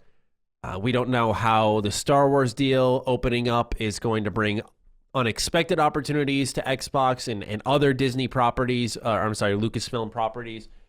So there's a lot there up in the air, and the same goes for PlayStation on some ends, except their pathway is a little more predictable. We've seen the new Horizon, the new God of War, and so on and so forth. And That's what they should do. So I think at Xbox, yeah, they could outsell, but we have to see these games that are just like every single manufacturer operates are going to be what pulls people in. It's about the games at the end of the day and how they perform and how good they are, how interesting they are, and so on and so forth. So, yeah, simply put, they can do it. They have a value advantage. And if they start to provide really big, crazy games that look irresistible, I mean, all I'm saying, man, is the day one Game Pass will probably be the thing that helps them the most. But getting those big games out there that are available on Game Pass from their own studios is where you're going to really feel that value, I think. Because you're not feeling that with something like The Medium, in my opinion. Number 5 is a bit of a rumor stomp, so apologies for those of you who had some write-ins about this. Despite us yet not knowing whether or not Halo Infinite will be successful, rumors have started swirling about a brand new Halo project this past week. Based off a job listing for 343 Industries, it states that, quote, 343 Industries, is looking for a producer to help develop a new project in the Halo universe, end quote. 343 Industries community manager Josh Junzik, I'm sorry if I said that incorrectly, responded to the rumors on Twitter. I did some digging and was able to confirm that this was a role for Halo Infinite. It's our standard boilerplate language for job listings. We saw the same attention on a posting last summer before we confirmed it was for Infinite as well, end quote. So just wanted to clear that up, that Halo Infinite is, I thought this was great because this was really immediately people are going Halo RPG, Halo this, Halo that. So it's good to see them just get on top of it, smush the expectations. It wouldn't have made sense to me. I'm like, we don't even know how fucking Halo Infinite is. Halo Monopoly. Yeah, like we don't know how that's going to work out. And you're telling me we got plans beyond Infinite, the game that they're going to support for years and years and years. Like, what? Another product? It didn't make sense. So good that they came out and they cut that off right away because that could have spiraled pretty quickly. Number 6, our last bit of news here, and the most important for some of you, if you were a listener in our first ever episode of Defining Duke Ultimate, then it's possible you heard Matty willed a single niche Xbox classic back into existence. Yes, Stubbs the Zombie in Rebel without a pulse looks to be set for an HD re-release on Xbox consoles. True Achievements are the bringers of the good news that they have picked up a new achievement list for the game. It is said the port is being handled by Aspire Media, a team that continues to come up in our shows. The team is also known for its ports on the old Star Wars games like Jedi Knight, Jedi Academy, KOTOR, so on and so forth, amongst many others, and they are going to be the developers of the next Knights of the Old Republic title as far as I'm concerned.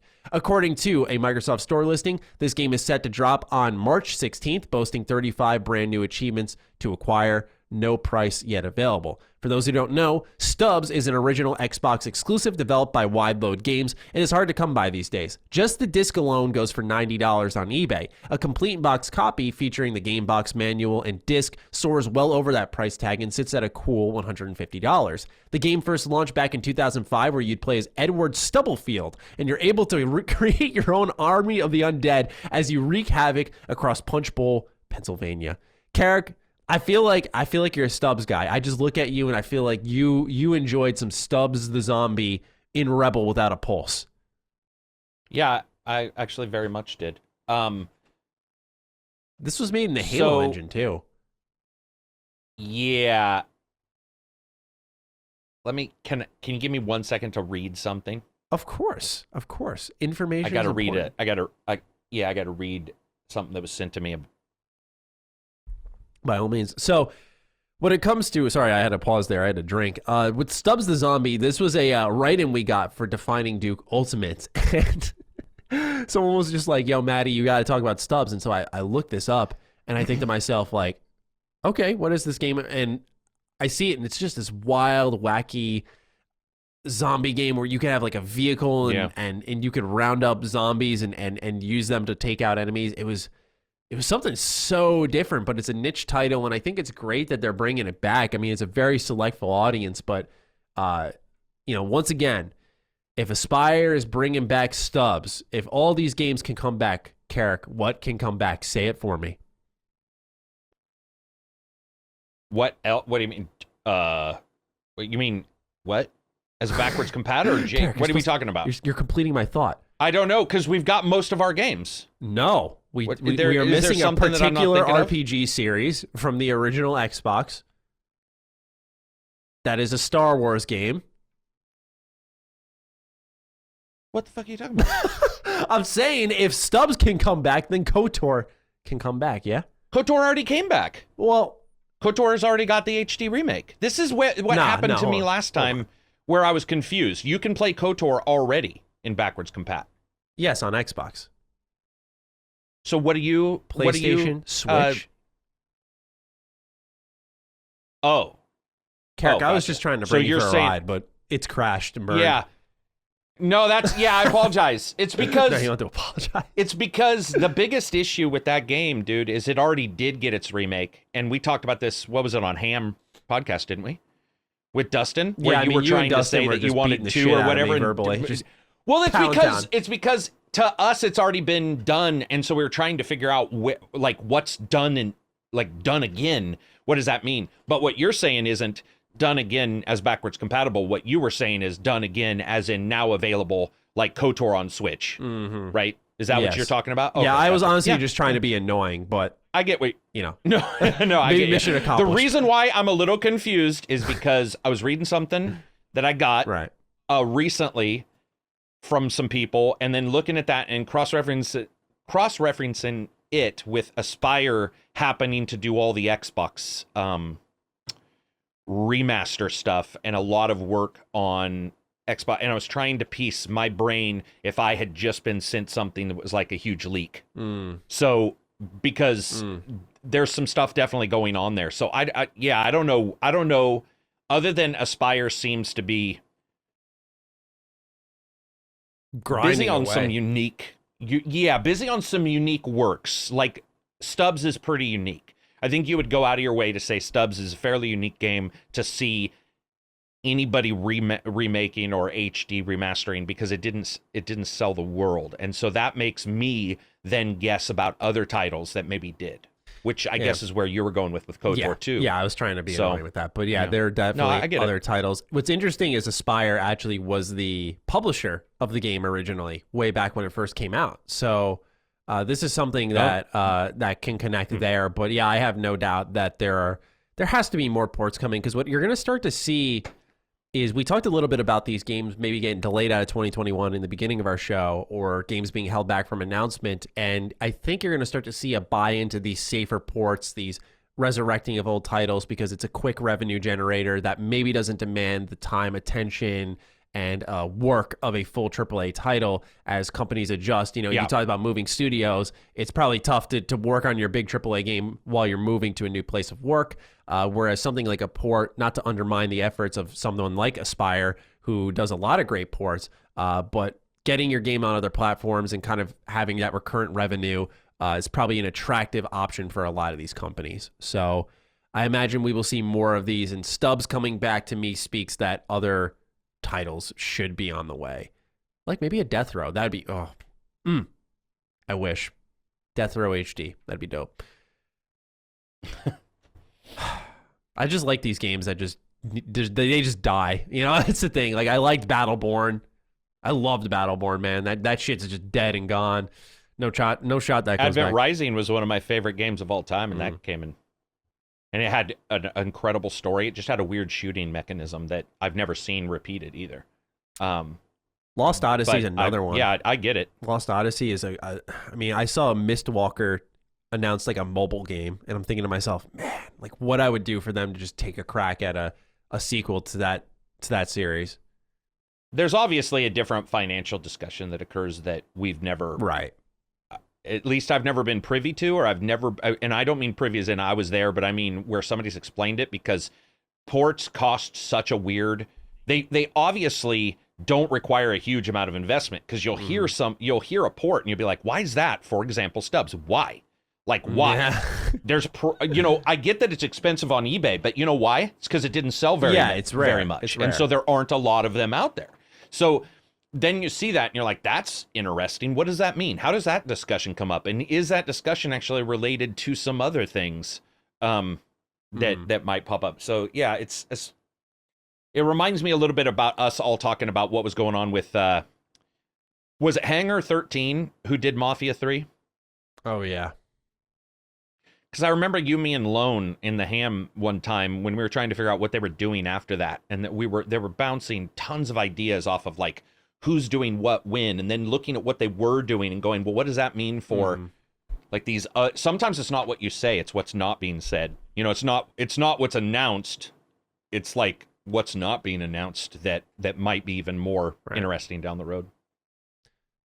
Well, with that, that's all the news we have for you this week. Now we move into our steady segments like Game Pass Pick of the Week. So, Karak, I love your pick here because I've actually never played this. Would you like to go into your Game Pass pick? Yeah, let me open this up. This one's... I remember looking at this and going, So I'm curious to see how you're going to sell this. Did this, and by the way, so it's saved this time? Yes, it's been saving. For those who don't know, behind the scenes, Karak and I have had times where my document's completely different from his. And sometimes it's work, because I'll leave his section blank for Game Pass and backwards compat, and like it won't fill in for me.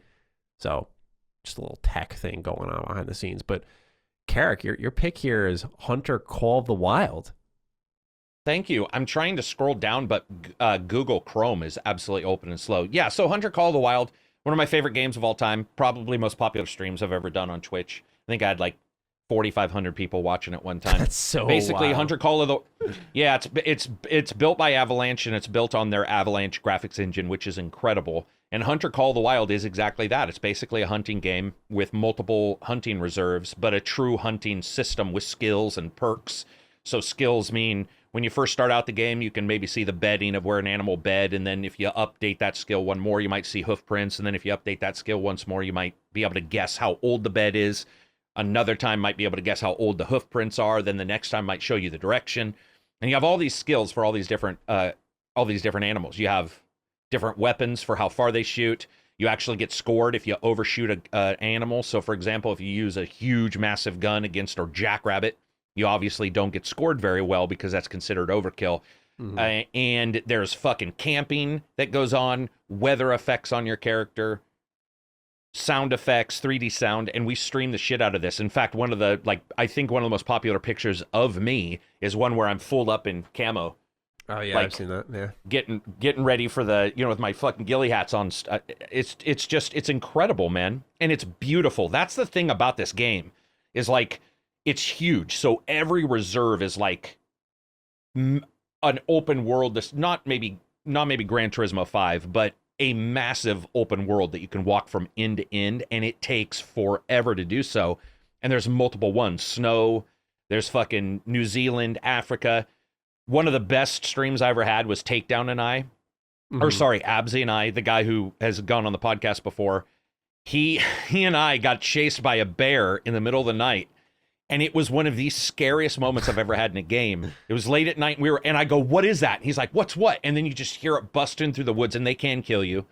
And it was this moment where we were like leaping off cliffs to try to save ourselves from this bear that was just hounding us. And then the other time was Takedown shooting a lion that was attacking him, and he got it in 7 feet. So he turned, and it bounded through the grass, and we have a video of him just basically like whipping out his gun and being like, boom, as it was on its way. It was like a movie, man. And it's just fun. I'm a huge Zen player, and if I need time, you can have 8 people in a team, so 8 people can go hunting at the same time. It's one of the most Zen co-op games I've ever played in my life. Fantastic game. Interesting. It's very compelling. I went with Slay the Spire this week. This is a pretty popular game. I usually try to go a little bit under the radar, but I wanted to shout this out for those of you who maybe are looking for a bit of a time killer type game, or something you can hop in and out of whenever you want. For those who don't know, Slay the Spire is a roguelike card game. So you ascend the spire, as I'm sure you could tell by the title. You pick one of now 4 archetypes, and each of these archetypes are their own deck builds. So as you complete rooms and finish battles, you'll be able to pick different cards with different abilities and kind of build your deck as you progress. And you'll sometimes choose to heal or not heal, or get greedy or don't get greedy, and you'll choose different paths up the spire, some more safe than others. And so there is this replayability there, of course, like all roguelike games. But what's interesting is it's very well balanced, where my issue with roguelike is you have those runs where you're like, yeah, this just isn't going to fucking work. Kill me now.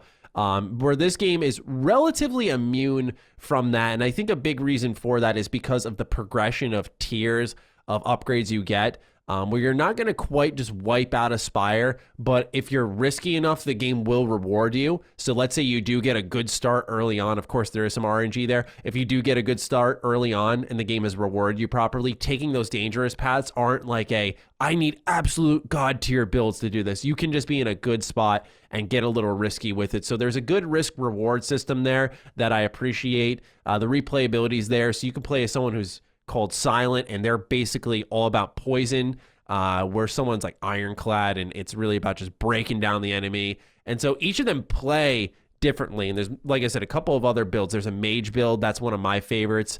So you're constantly bending the elements, and each time you use an element, it'll rotate. So you'll have a fire, electricity, and ice up. And as you use them, they'll continue to rotate. So you have to get strategic with it. So there's a lot of depth here. I think the best thing about some of the better roguelike games, a genre that I'm very critical of, is there's got to be a controlled element, and then the dynamic element has to kind of work in your favor and have it be engaging. And this game does that well. So Slay the Spires on Game Pass. Go ahead, give it a whirl. If you like it and you're going to buy it, though, I would say you got to Switch. I have it on Switch. I think that is probably one of the best places to buy it. It is nice to have that game in handheld. It's not going to push the tech or anything, so it runs fine, looks fine.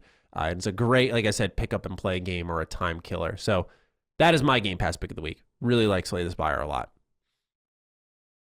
But there's also backwards compatible pick of the week, Karak. I like it. I like your choice again, man. I like the choice again. Go for it. Have I chose this before? I feel like I have. No, you haven't. Okay.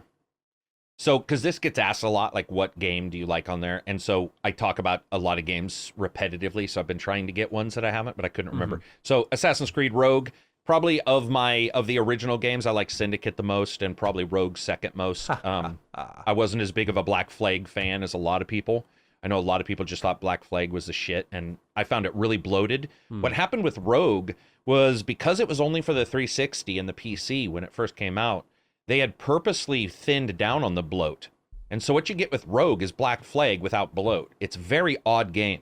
And almost everybody I've found who's returned to it has been like, holy shit, this is like sort of like a gem that they weren't aware was actually there, because a lot of people didn't play it because it was released on a post-launch console, or a pre-launch console, not the post, not the Xbox One. But basically what it is Rogue. Like, it is a story of a traitor. And I think that's another thing. I am not an Assassin's Creed story fan. They don't really grab me. Syndicate grabbed me somewhat, including the DLC. Odyssey, not really, even though it was goofy and dark at the same time, but it didn't really grab me. I don't find the Assassin's Creed games to really have the best stories. I know a lot of people do. Rogue did, because it was tighter, about 15 hours maybe, if you wanted to just do the story, and of course you could extend it.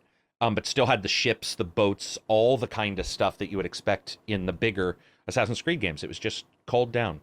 And I really, really, I would still consider it one of the better Assassin's Creed games, for sure. Yeah, it's funny. That, to me, that's always been when I think of a Ubisoft blunder, I'm sure a lot of people go to a bunch of different areas, but I can't help but think of the time where the embargo between that and Unity was really strange. And it was like 3 weeks or something. Yeah, and I remember Unity Rogue, they hid until the day of release at 12 in the afternoon.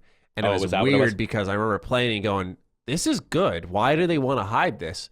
And they were trying to over promote Unity, and it seemed like a complete misread of their own product. And not knowing that they had something good and interesting. Like, you mentioned the Assassin story. I think they were so obsessed with the Assassins and the story there that something different was scary to them. And so they just completely locked it off.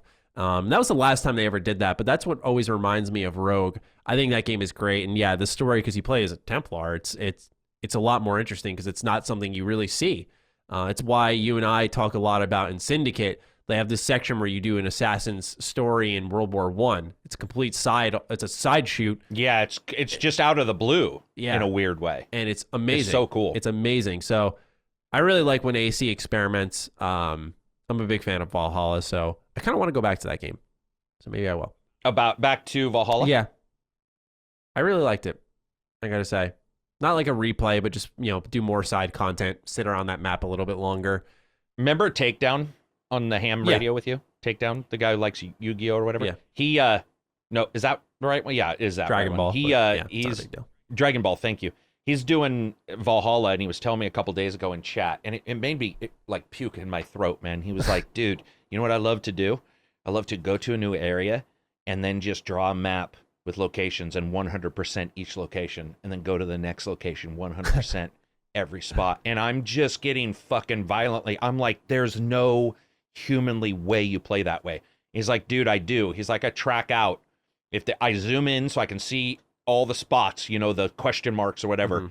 And he just zigzags across each province and then goes to the next province and zigzags and gets 100% that way. And dude, man, I don't even know where to go with that discussion. I was like, that is a job. That is like a copy editor. Like, who would ever enjoy that?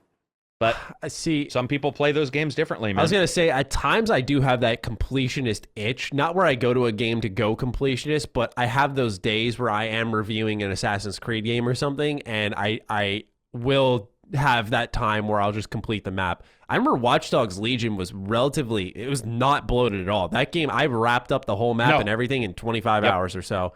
Like, it was a very quick. Legion was tight. Yeah, it really was. And so, that was one of those games where maybe because it was a little more controlled, where Valhalla, I haven't. There were times I went, I just want to get on with the story. Gotcha. So gotcha. I do get that itch at times. I understand Takedown a little bit. My backwards compatible pick of the week is going to be an interesting conversation here. I picked Red Dead Redemption Game of the Year Edition. This isn't an under the radar title by any stretch of the imagination. So I really liked Red Dead 2. But I like the idea of Red Dead 1 a lot more now because, number one, we were just talking about condensed games. I just like the idea of this story being shorter, a 15-hour kind of foray, where Red Dead 2, I mean, it's an attractive game to come back to, but my God, man, just looking at that story length, and especially it's really the epilogue, I just can't, man. I can't. So I want to go back to this game. And also, confession, that's why I said it's going to get interesting. I never played the Undead Nightmare DLC, which I've heard phenomenal things about. And I don't know if it's because of the story or the gameplay or how it works. I don't know why people like it so much, but I want to find out. So I picked it up on my 360. It's Red Dead 1.5. Really? So it's a continuation, even though it's got zombies? Well, it's not that it's a continuation. It's that it feels almost like it feels like Rogue. There we go. It's like an expansion. Very good. It's not even an add-on. Yeah. Oh. It's standalone,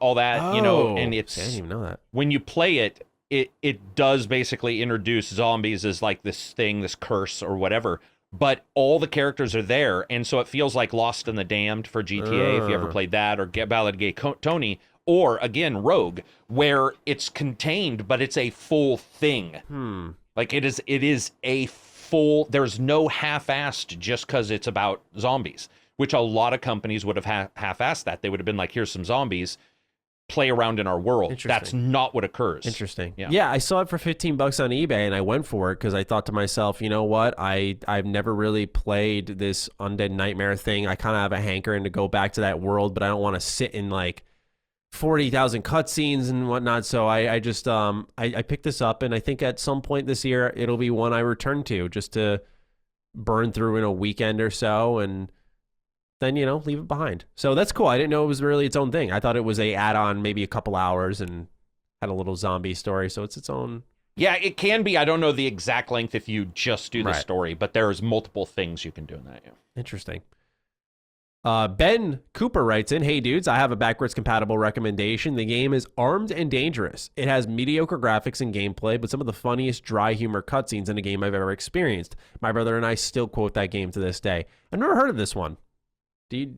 Are you familiar with it?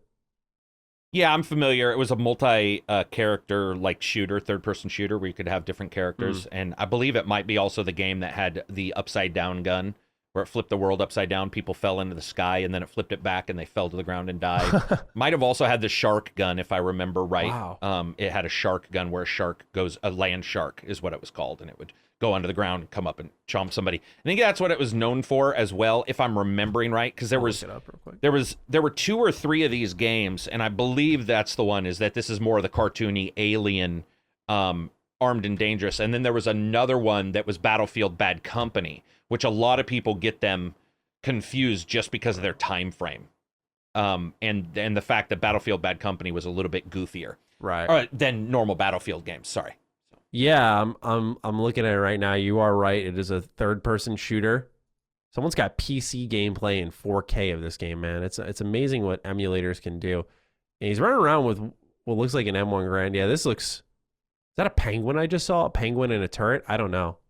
Yeah, you might have. I mean, it was definitely over the top. And I believe those guys. It could have been the Giant Citizen Kabuto company, if I remember right, or MDK. Yeah, wow. So whatever they went on to make, I think they're known for that kind of thing. I'm just seeing some interesting enemy types and stuff. This kind of looks like Damnation before Damnation was a thing. Or Ratchet and Clank. Yeah, or Ratchet and Clank, actually. Yeah, wow. Yeah, that's a perfect way of putting it. Isn't that weird? The weapons and stuff are just like, it's like they're from the same world in a weird way. Yeah. But Ratchet and Clank, if you were using an M1 Garand, that's interesting. All right. Thank you for writing in, Ben. All right. Before we get into our 5 ending questions, we have our PC deals of the week. A lot more this week compared to last time. Number 1, Epic will be hosting a showcase on February 11th, and by the time this show hits free feeds, we will already have those announcements in our hands. More timely is that Epic is also hosting their spring showcase sale up until February 25th. This sale will feature deals on a number of games like Star Wars Squadron, SnowRunner, Cyberpunk 2077, Assassin's Creed Valhalla, and Hades. Epic also confirmed they are doubling down on their strategy of signing developers to bring people to their storefront, whether it be permanent or timed exclusives. But more notably for this section is we don't have prices yet as it stands, but those are some of the games that'll be on sale, and I imagine much more will be. If you want my advice, I don't know if it'll go on sale this quickly because it's doing well, but look for a Hitman 3 sale because that is on the Epic Games Store. So just look for that. If not, Hades, that's a great one to look out for as well. Yeah. Wonderful game. Number 2, Assassin's Creed Chronicles, if you really want to spend your time there, is free on Uplay for you to go ahead and give that a download. I mean, yeah, I would say don't, especially a lot of you out there listening are Game Pass owners. But look, if you're really struggling and looking for something, and that's, I don't know, give it a shot, I guess. But it's there for free. Number 3, an Acer KG1 28-inch gaming monitor that does 4K with 60 hertz is available at a Acer approved vendor via eBay for $200. This was previously $300, but if you use the code PRESDAY20, you can get this monitor. Kind of like last week's monitor, it's a TN, so there's some limited viewpoints there, but still for 4K on a budget, $200, that's not bad at all. Once again, this is an Acer approved vendor, so just look up the monitor and you will find it on eBay. Lenovo's H300 stereo gaming headset is available on their site for $40 when it was originally $70. Once again, a really good budget option here. When I was reading reviews and seeing people's impressions online, this is a good headset to get if maybe you need a replacement or a backup, something along those lines. Not bad to have. And then lastly was added by my good friend Karak here, Newegg Intel NVMe M2 1TB. 1900 right is $89.99 from the $129.99. So quite a big drop off there for that. Yeah. So a lot of good deals for you this week. Keep an eye, especially on the Epic Games Store, is that, for those of you who just want to get games on good deals, you'll find some there. Also, Microsoft Store is having a bit of their own deal as well. So you'll have Lost Odyssey. I saw it was on the Microsoft Store for about $6. Now's your chance to dive in. Give that a chance, among many others. So, once again, lots of deals across the board. But with all of that, Karak, it's time to wrap things up with 5 questions, comments, concerns, etc. from the audience. Here we go. TJ Levy writes in, "Hey guys, in the last episode of Sacred Symbols, the boys got into their college experiences. It was really deep and actually got a good convo sparking. So, in my question, I would want to know, what was your college experience like, Matty and ACG? I would love to hear your thoughts on if it was worth it or not in your opinion. Or if you never went, what was the main reason? So I thought, normally we try to just talk games here. I thought this was a good, not too close to the, getting up front in your face type of question where they can get to know us a little bit better. I'll go first. For me, I went to college for about a year. And around that time was when my channel started doing better, where it could become feasible to try it as a job in 2015. I asked my parents if I could just not go to college, and they said no, which was the smart choice. So I started in 2016. And when I did that, I went up until I got my associates, because I agreed with my parents that before I go full time, I should at least get my general academics done, which I did end up doing. And so I went to a community college, nothing special. I never had a love for college. I do think I was talking to my friends about this last night. I do have this kind of crossroad moment in my life where I think things would have ended up entirely different. I applied to a shoe store because originally it was 2013. That's when I graduated in 2013. So I think I started college in, I want to say 2014, if my years are correct here. But in 2013, I was about to quit YouTube, and I applied to a shoe store. They called me back. I think the wage at the time was like 9 something, and they were like, "We'll pay you 11," which sounded pretty good for an 18-year-old kid. And my mom asked me, she was like, "Do you want to do this though?" And I'm like, "Well, what do you mean?" And she's like, "Do you want to go out and work at this place, or do you want to chase this whole YouTube thing?" And to my shock, that was my mom being incredible. And I don't know, I don't recall ever really pushing it for her because I thought there was no chance, but she seemed to have read it on me. Like, my reaction when they called back was not one of enthusiasm, that I was going to have a job that was paying. And so she let me kind of go after it. And a couple of years later, really a year later, when Ubisoft contacted me and started to provide, like, "Hey, you want to come to this event for Far Cry 4? And they gave me review copies of games. That's kind of where it started, where you were starting to see signs that things were developing. But yeah, I went to college and wrapped up my associates, and it was nothing special. But I do wonder if I took that job and I would have ended up probably abandoning YouTube. I could have ended up probably going to a 4-year school, and I'm big into animals. So nowadays my backup is like, hey, I kind of want to study and get my degree in animal science. So I always have that. And I do wonder, though, what would happen if I just went to that path and went to that store and ended up working there, and maybe I go to a 4-year school. But yeah, I don't know. I'm in a position where it's hard for me to really say, like, is college worth it or not? Because I'm very fortunate with how things panned out. And I say college really didn't teach me much of anything outside of a typing class I had to take, where banging out emails and scripts is a little bit quicker. But I really think college is insanely priced, highly priced, and I personally didn't see much of a return on my personal investment, even though that's why I went to community college. I didn't want to go to university and spend years in debt. I just didn't want that experience, but that's where I sit on it. Yeah, I mean, I would agree on the college. You should choose a college for what you want to learn, not necessarily where you want to learn it. Mm-hmm. So I think most people won't question going to Harvard. If they're able to go, they're going.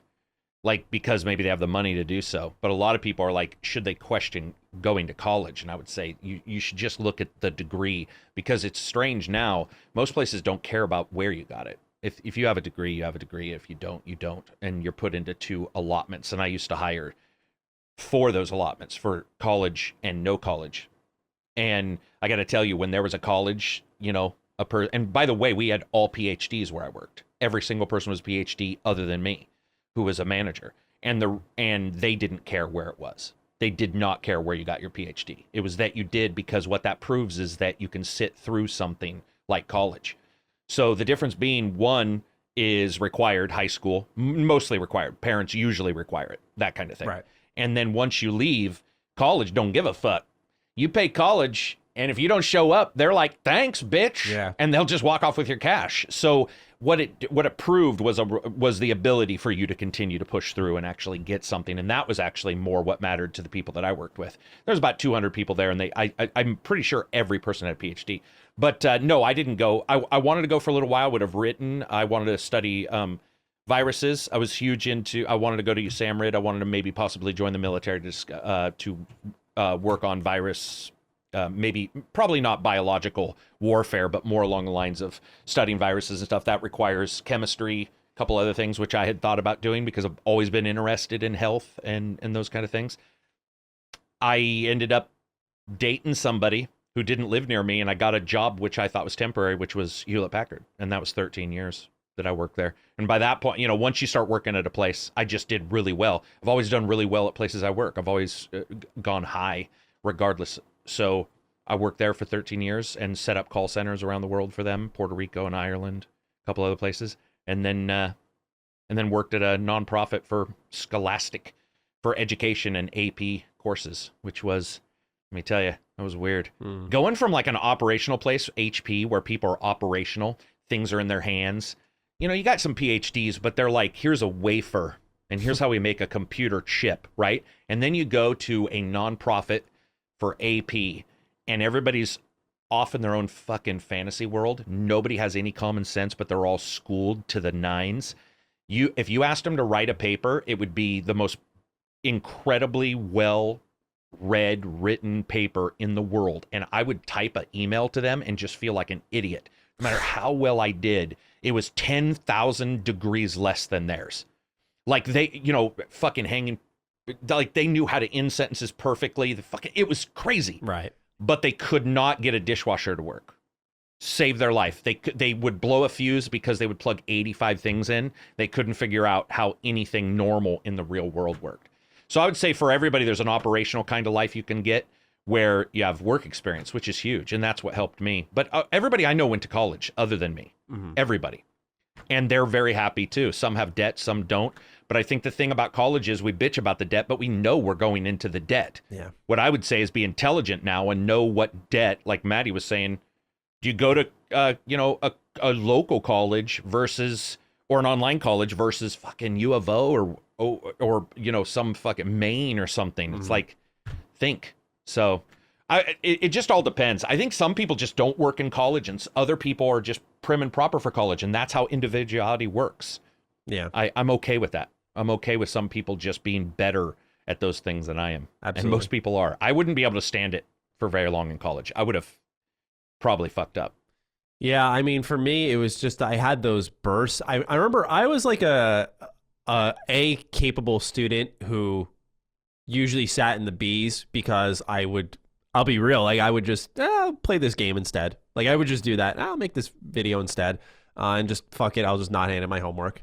And that would sink my grade. And it really wasn't until I saw the light at the end of the tunnel where I had about a year left that I was that A student that I could have been and just kind of pushed for it. But yeah, man, it's just one of those things where I look back at school now and I think of it fondly. I think of the little social interactions, the seeing your friends in class and the memories you make. And I'm like, oh man, yeah, I kind of miss it. But I know if I went back, I was miserable in school, man. I could not stand it. So were you? Yeah, I mean, I know, like when I was, because I know I'm a really positive guy now, and it's because I've gotten my attitude in order and I've worked on myself through numbers of years. But in high school especially, I was like a bitter dickhead, and I just was not. Yeah, dude, I was not a happy guy. Just not in a good place, and I had to really get my shit in order.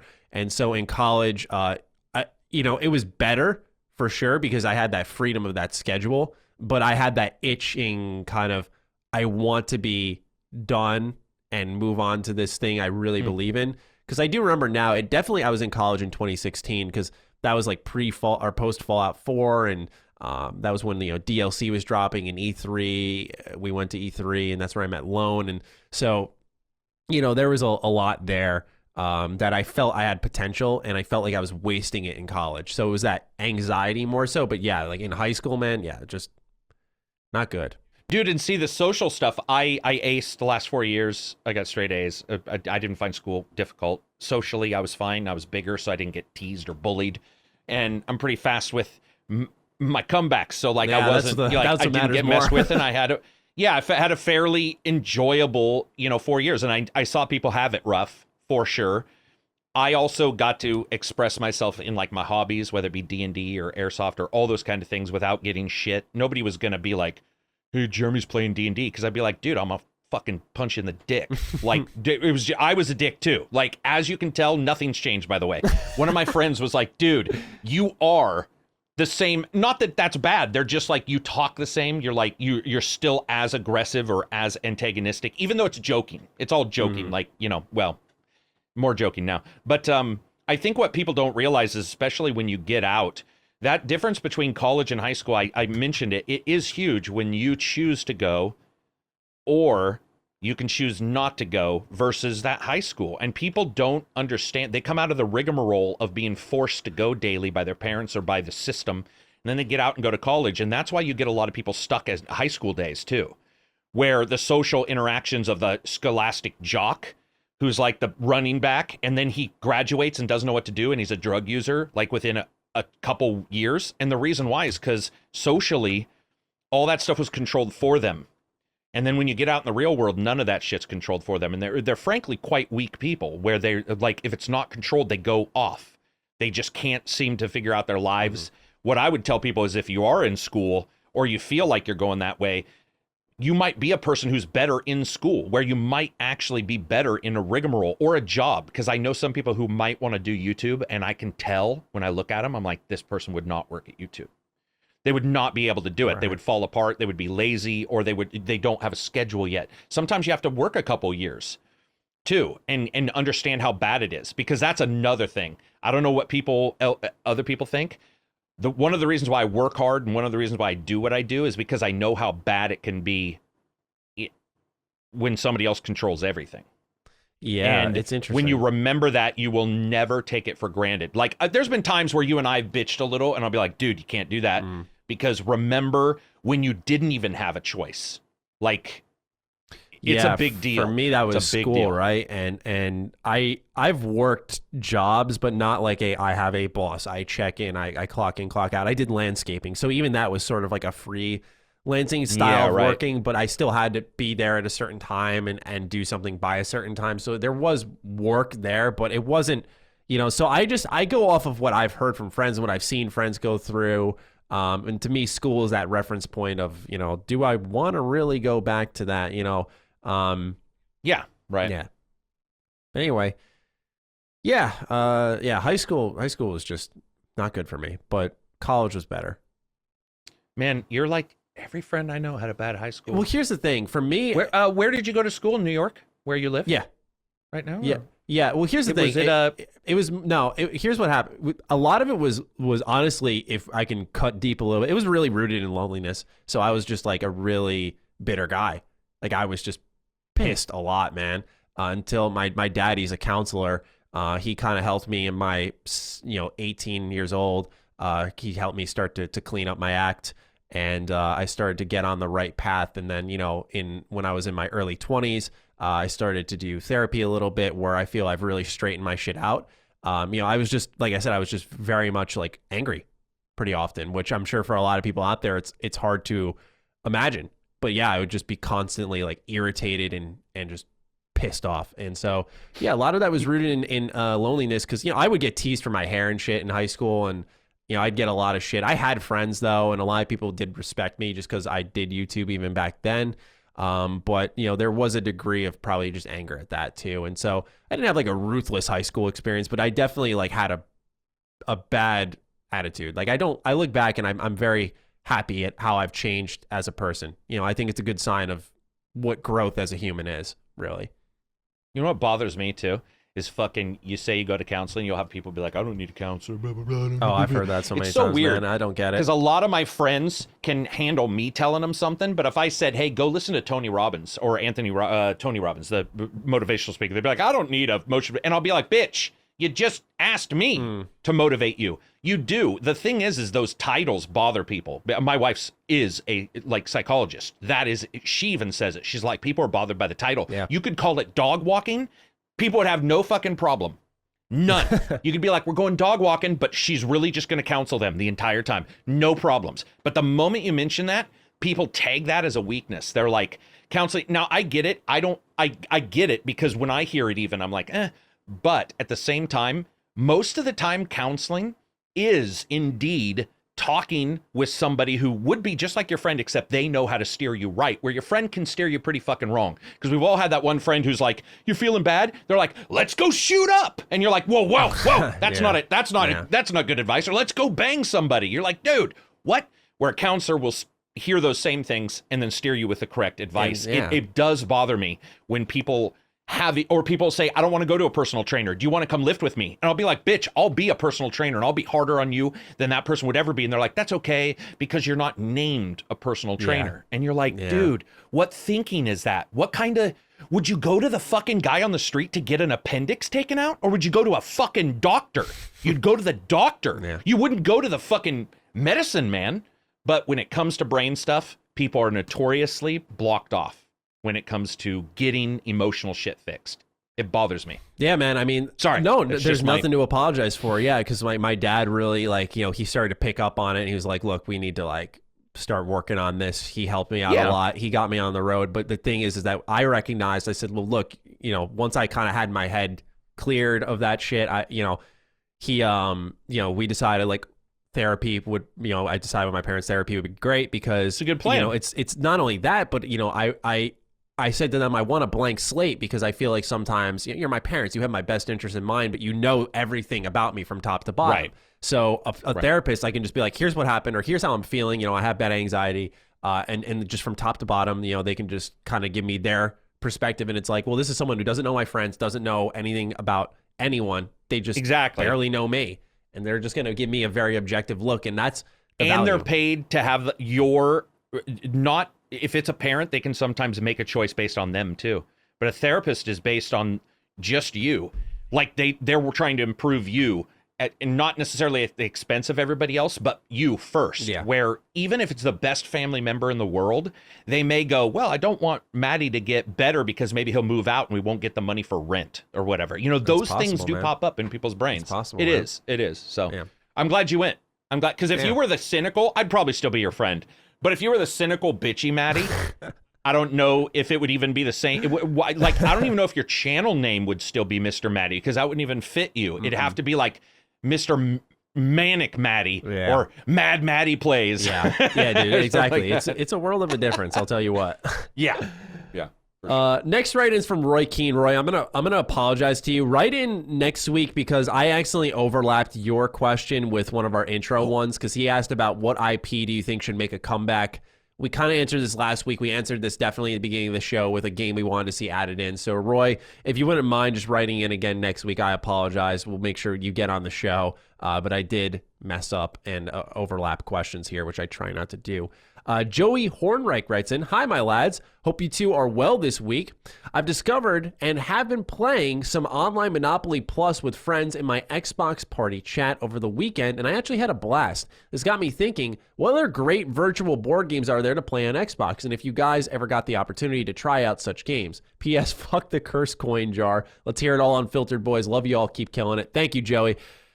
So yeah, a little bit of board games digitally. One that always caught my eye, I never tried it. I think it was called, it's the one with the surgeons on the front. Is it called Pandemic? Dude, Pandemic's one of the greatest games you can play. Yeah. That might be it. I've looked at that a lot. I never tried to get into it, but that is a digital board game that's caught my attention quite a bit. Or Plague Inc. For me, no, that's a game. Yeah, Plague Inc. is another game. Okay. Plague Inc. is a one-person game. Pandemic is a multiplayer, everybody trying to destroy 4 different pandemics coming out into the world. I think that's the one I'm thinking. Together. Pandemic has to be the one I'm thinking about, because one is a board game, because I've gone into my local game stores and seen it. I'm pretty sure Pandemic is it. That's one that I would probably look into personally. I'm not super familiar because for me, I don't like to play the board games online. We talked about this a lot on ham radio. I like the analog nature of a board game because it's away from the screens and it's, I'm okay with the blending of the screen and the board. I have this game called Chronicles of Crime, where you do murder mysteries, and so you have very good game. I love that game, man. So I have my iPad set up, and I'll go through like the crime, and then you'll put out the evidence cards, and so that's that kind of hybrid is great for me. But that's about the furthest I'll go. But I know you're a bigger board game guy than I, so you probably know a little bit more than me on this topic. Yeah. Well, first of all, hats off to him for doing the Monopoly Plus, because that game, if I remember right, is also the one that has the different boards, like a fantasy D&D board. So like you're riding unicorns instead of driving the car around, and dragons can fly out. Xbox had a bunch of these starting in the Xbox original, but there's also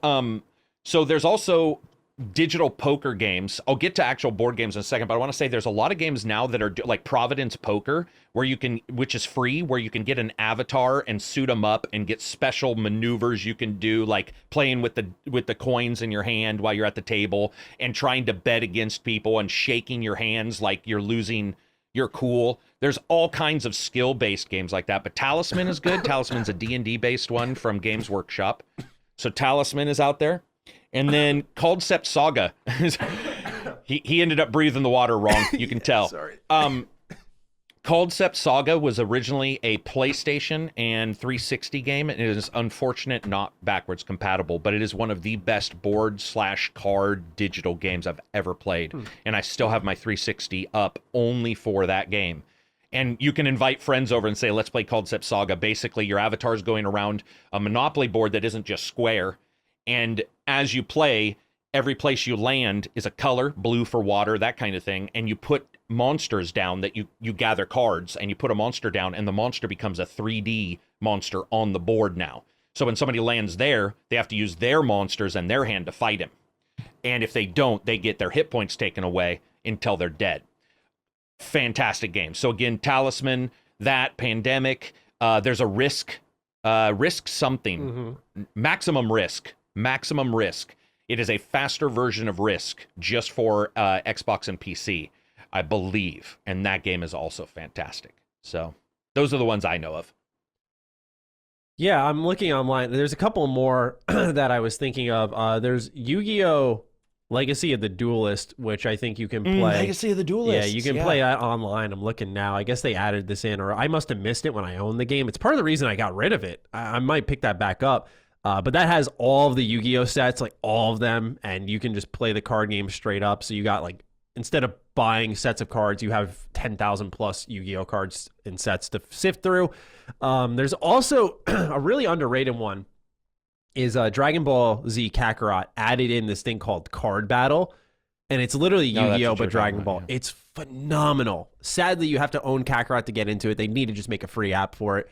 That's another one, though. That may not be a board game, but I'm just thinking card games that I like. These are two other options for you. Space Hulk Tactics is also a board game. And then Armello, which is a board game / monster animal, where every animal is like a human. And what is that called? Where you take an animal and you give them human traits. Can't remember the term. Anthropomorphic. That's what it is. So you have like wolves that look like humans and a wolf mix, that kind of stuff. Right. And it is a board game as well. Very colorful. Huh. So interesting. Yeah. So there's a lot more options out there than I actually anticipated. All right. Next writing comes from Cold Eye V. Hello, guys. Everything was going smoothly listening to Defining Duke until last week's Ultimate episode. I was shocked when Matty said in open world games, he doesn't really use rides and rather walks. Damn, you're really walking through the highway in GTA. Hell, you're walking your way across Valhalla. Do you also swim in that case and not take the boat? I can't imagine how long you extend games by doing that. My friend, you are the reason Kojima thought it was a good idea to make Death Stranding. By the way, at least in AC games, you can always choose the automatic follow road, and the horse will take you the longest way to your destination, and you'll have plenty of time to appreciate your environment. So, Cold Eye, I get this frustration. I understand the way I play bugs you to hell. But I want to make something clear. I don't do this all the time. It's very specific moments in the game. So I brought up a Mafia 3. That's the first time I really started doing it.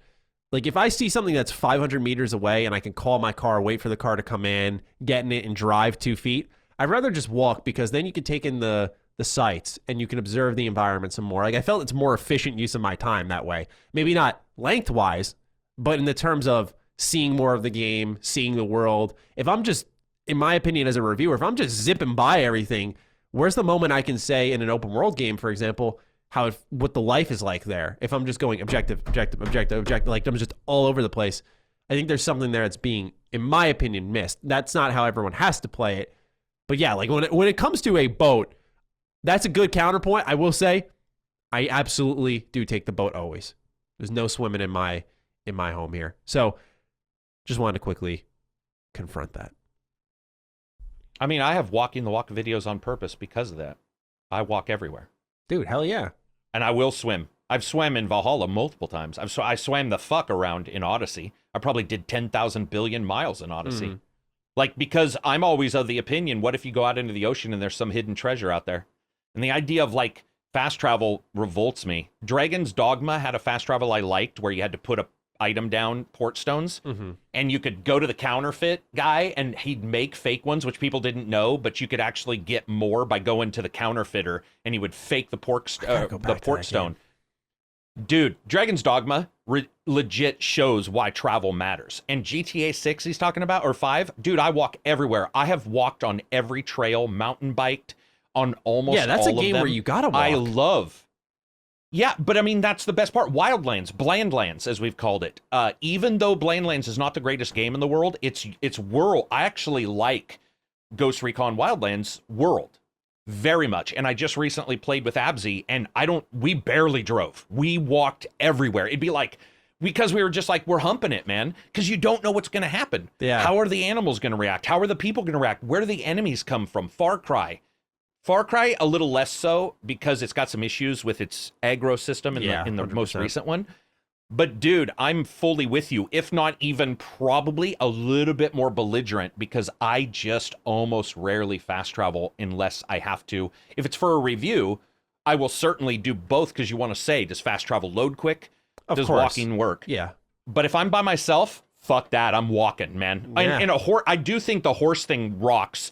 Look at Red Dead 2. The horse thing, you can go to the cinematic view, and Abzy and I recorded an entire 2-hour podcast with him on the back of my horse, like two weirdos riding horses. And we would just we were talking about other shit, nothing to do with the game. We'd just be like, hit a point, and it's just us riding together on the same horse, like goofballs, just being like, so what do you think about hot chicks trying to make it big here? You know, and it was just these random discussions on the back of a horse. That's what makes a true open world game to me. Is the moments between, not the fucking icon to icon. Well, Cold Eye, you stand absolutely served. You stand corrected, man. Yeah, served. See you later. Back at you. Anthony J. Sanchez is our last write-in. Hey, Matty and Karak, I have a question for both of you that I think many of us have experienced in the past. I was a hardcore gamer prior to high school, but took a bit of time away from gaming while in high school for about 4 years. The game that pulled me back in was The Elder Scrolls IV Oblivion back in 2006. I was a sophomore in college, which, by the way, Anthony, I'm going to make you feel old now. I was in 8th grade when I played that for the first time. 8th grade. And had plenty of time. I'm sorry, actually, you know what? I also got my 360 late. I played it in 08.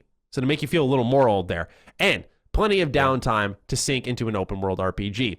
Have either of you ever taken an extended break from gaming? And if so, what game brought you back? Thank you, as always. You know, this question got me thinking, and I gotta say, my friend, I started to feel a little insecure because I thought, do I have a problem? I never really had this itching desire to go away for years at a time or months at a time. I'd go away for a couple of days and I'd come back like wanting to game. I'd play board games. Like I grew up with games always, so, you know, whether it was video games or analog, like board games, card games. Like I'd go to my grandma's, we'd play Go Fish. Like I love to play games because I always think it's like a bonding thing. I know it sounds like Phil Spencer on the stage right now, but really there's like a connection there.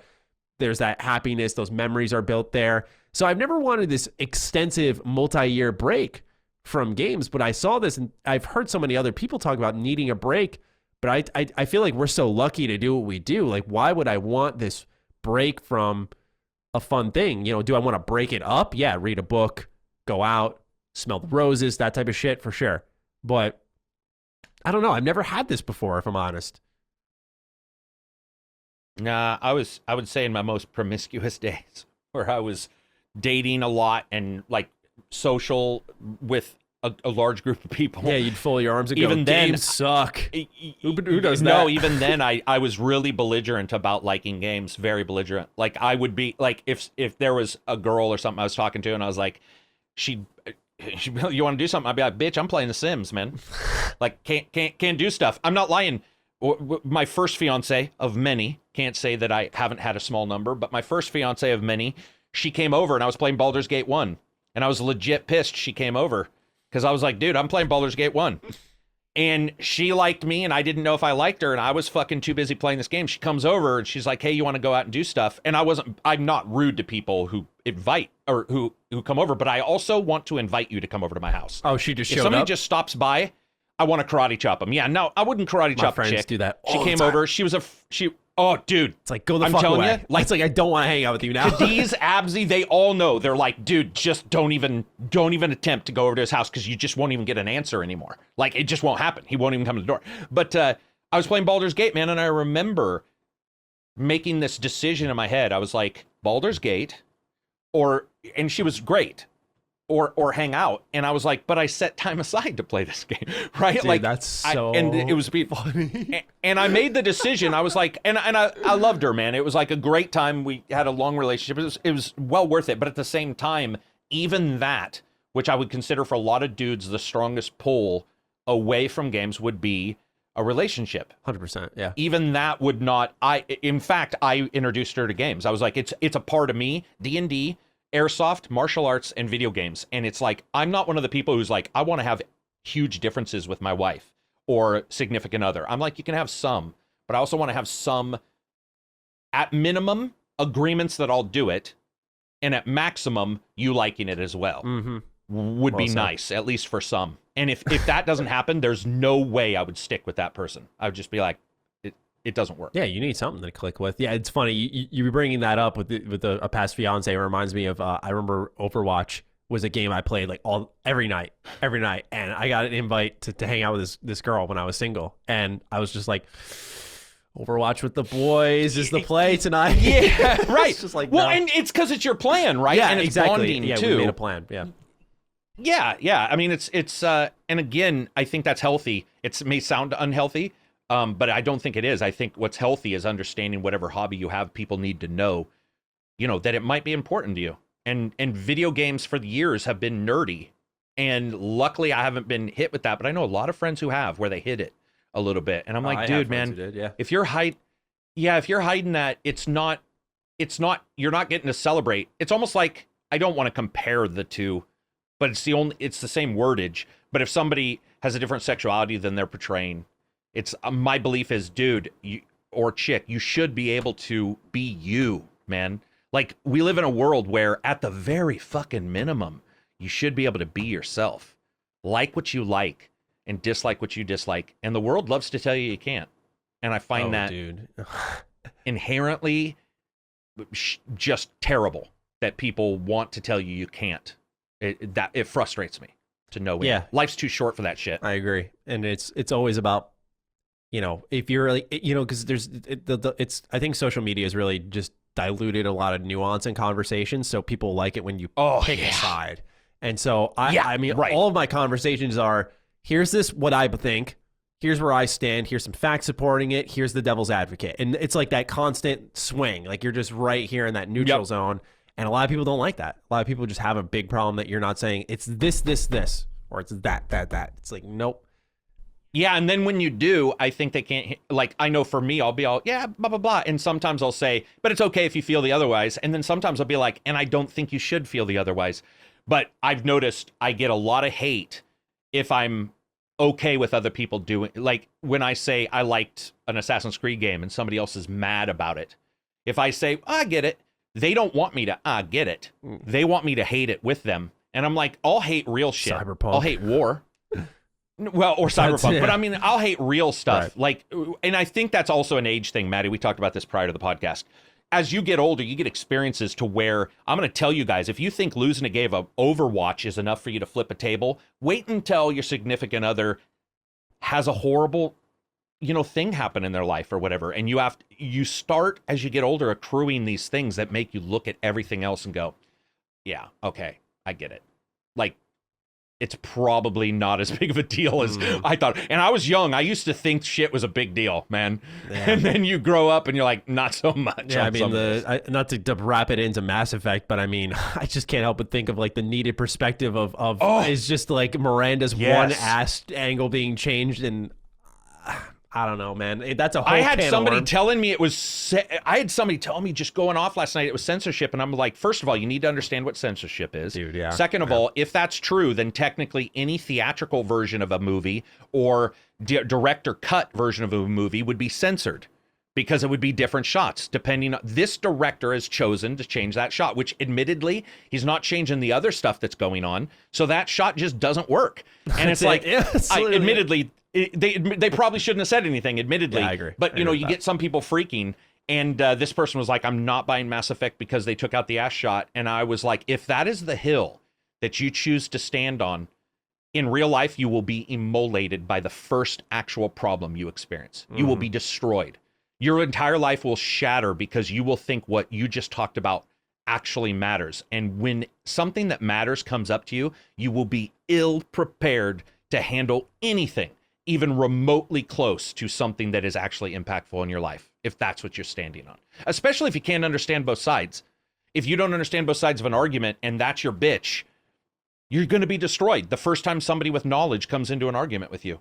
They'll destroy you. I don't know about you, Matty. I've seen times where a friend of mine, and I admitted this, I had one time where this happened to me, and I'll tell you what, it fucking stuck with me forever, where I thought I knew something, and I got into a discussion, and guess who the discussion was with? The person who wrote the book on the subject. And to tell you I got destroyed, Matty, was, dude, I was nuked. That entire location where we had the discussion is still radioactive. He destroyed me.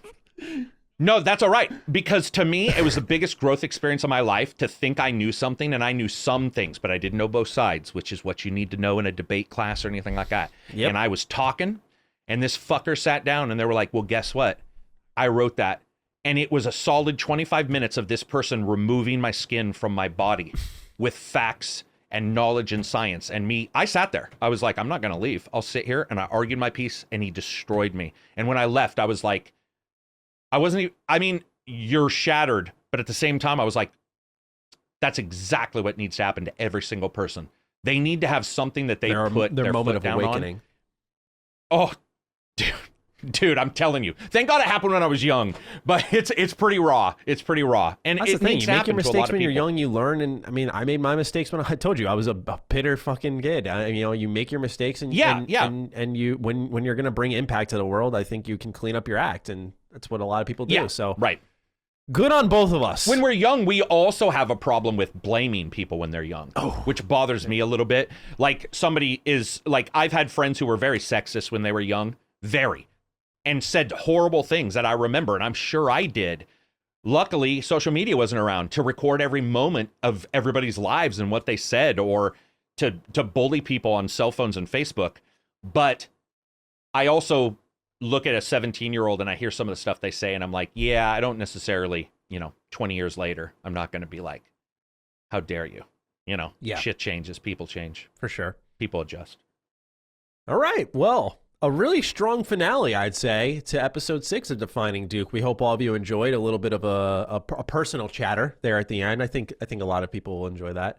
Oh yeah, for sure. And so we thank you for asking those types of questions. We appreciate you and having a willingness to get to know us. And so with that, it's time for us to wrap it up. So we hope you enjoyed this episode. And if you're looking for more, stay tuned here on all the free feeds, the patreon.com/laststandmedia, Last Stand Media YouTube channel, where we'll have clips up and all that stuff. So we appreciate you. And with that, Karak, any final words, or shall we wrap it up? Check out Matty's channel at Mr. Matty Plays. He's got a patron. I've got a patron, ACG. Make sure to subscribe to both of us. And Defining Duke is the hashtag. Remember to use it. Yep. Yeah, we appreciate when you all tag us on Twitter, because sometimes we don't get in on the so. Collins comments and respond and stuff, because we want it to be a place where you can converse. and then we can respond here on the show. So more interactions would probably take place on Twitter. So we appreciate those of you who are hopping on board there. And with that, we'll see you all next week with episode 7. So take good care of yourselves and have an absolutely miserable week. Peace out. Yeah, peace out. Defining Duke, an Xbox podcast, is a product and trademark of Last Stand Media and Collins Last Stand LLC, and is recorded from the good old USA. The show was conceived by Matthew Mr. Matty Plays Schroeder and me, Colin Moriarty, and is written and produced by Matthew Schroeder. Matty's co-host is Jeremy ACG Penter. Defining Duke's executive producer is Dustin Furman, and the show is edited by associate producer Ben Smith. All of Last Stand's theme music is by Ramon Narvaez. As you know, all of Last Stand Media's shows, including Defining Duke, are fan-funded on Patreon at patreon.com/laststandmedia. The following names are at the producer support level or higher on Patreon, and we're grateful for your kindness and generosity.